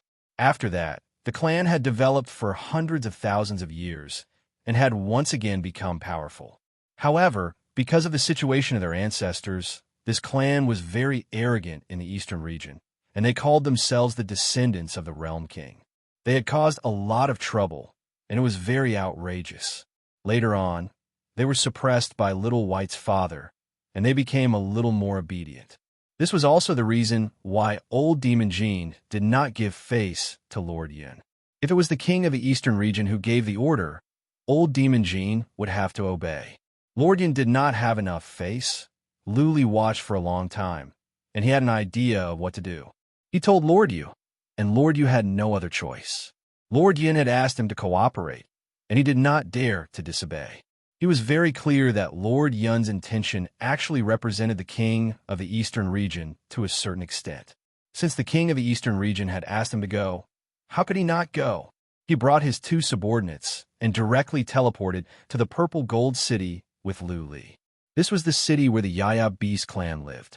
After the Yaya Beast clan cultivated to the sixth tribulation, they could all transform. There were more than 200,000 Yaya Beasts living in this city. There were no other clans in the city, only the Yaya Beast clan. Suryu was not very powerful, but he had a prominent identity. He was the chief steward of the city of mystic armor. In other words, he was Little White's butler, the #1 general under Little White. In a sense, he could represent Little White. Therefore, Lord Yu's arrival attracted the attention of the Yu Beast clan. The Yu Beast clan sent several experts who were infinitely close to the Great Perfection Realm to welcome Lord Yu and the others. Lu Li used skill of disguise and stood behind Lord Yu. The powerful Yama Beast thought Lu Li was Lord Yu's subordinate, so they didn't pay much attention to him. Lord Yu, you're a rare guest. The second elder of the Yama Beast clan spoke. I wonder if Lord Yu has come to the Golden Purple City for some important matter. If there's anything you need, just say it. My Yama Beast clan will do our best. Lord Yu smiled and said, I don't dare to order you, but I have a small matter that I would like to ask the Gene Tribe King to give me some face. Young Lord? The second elder of the Yu Beast clan was very surprised. Didn't Whitey go in a closed-door training? Could it be that Xiaobai had come out? Or did Lord Yu use Little White's name? Lord Yu shouldn't be so daring. The king of the eastern region wouldn't tolerate even a grain of sand in his eyes. If Lord Yu dared to do this, and the king of the eastern region knew about it, Lord Yu would definitely die. Since Lord Yu said so, the second elder could only go along with him and said, What is it? Tell me, I can report to the tribe king later. Lord Yu pointed to Lu Li next to him and said, This is Lu Li, young Lord's sworn brother. Back then, he and young Lord went to the northern region and destroyed northern AO. If it wasn't for him, young Lord would be in danger. Young Lord and Lu Li are closer than blood brothers. The king of the eastern region knows this very well, so he doesn't object to their relationship. Oh, the second elder was startled and looked towards the elder in charge of intelligence. At this moment, Lu Li also changed his appearance and revealed his real face. The elder in charge of intelligence took a look and slightly nodded to the second elder. The second elder quickly stood up politely and pulled Lu Li's hand, saying, Since you are young Lord's brother, then you are our honored guest. It is our fault for neglecting our honored guest. Honored guest, please take a seat. The second elder didn't know about the relationship between Lu Li and their tribe king. How could he dare to neglect Lu Li after hearing that he was Little White's brother? If Little White broke through to the Great Perfection Realm, it would be the future king of the eastern region. Little White had a bad temper. If they offended Little White, their tribe wouldn't have an easy time. After Lu Li sat down, he didn't say anything. It was Lord Yu who spoke. It's like this. Lu Li has a sister who accidentally entered Mount Ghost God over 100 years ago. Not long ago, she came out from Mount Ghost God, but was captured by the king of the Gene tribe. I have already sent a message to Young Lord. Young Lord asked the king of the Gene tribe to give him face and release Lu Li's sister. When Young Lord comes out from seclusion, he will definitely reward the king of the Gene tribe. This wasn't Lu Li's idea, but Lord Yu's. Lord Yu felt that it was better to use peaceful means before resorting to force. It wasn't a big deal to borrow Little White's name. He knew the relationship between Little White and Lu Li. If it wasn't for Little White's seclusion, he would have already brought experts over to wreak havoc. If old Demon Gene could give Little White face, then this matter wouldn't be so troublesome. You're tuning in to the Warrior Lore YouTube channel. Don't forget to subscribe and join us on this journey to catch the most captivating stories.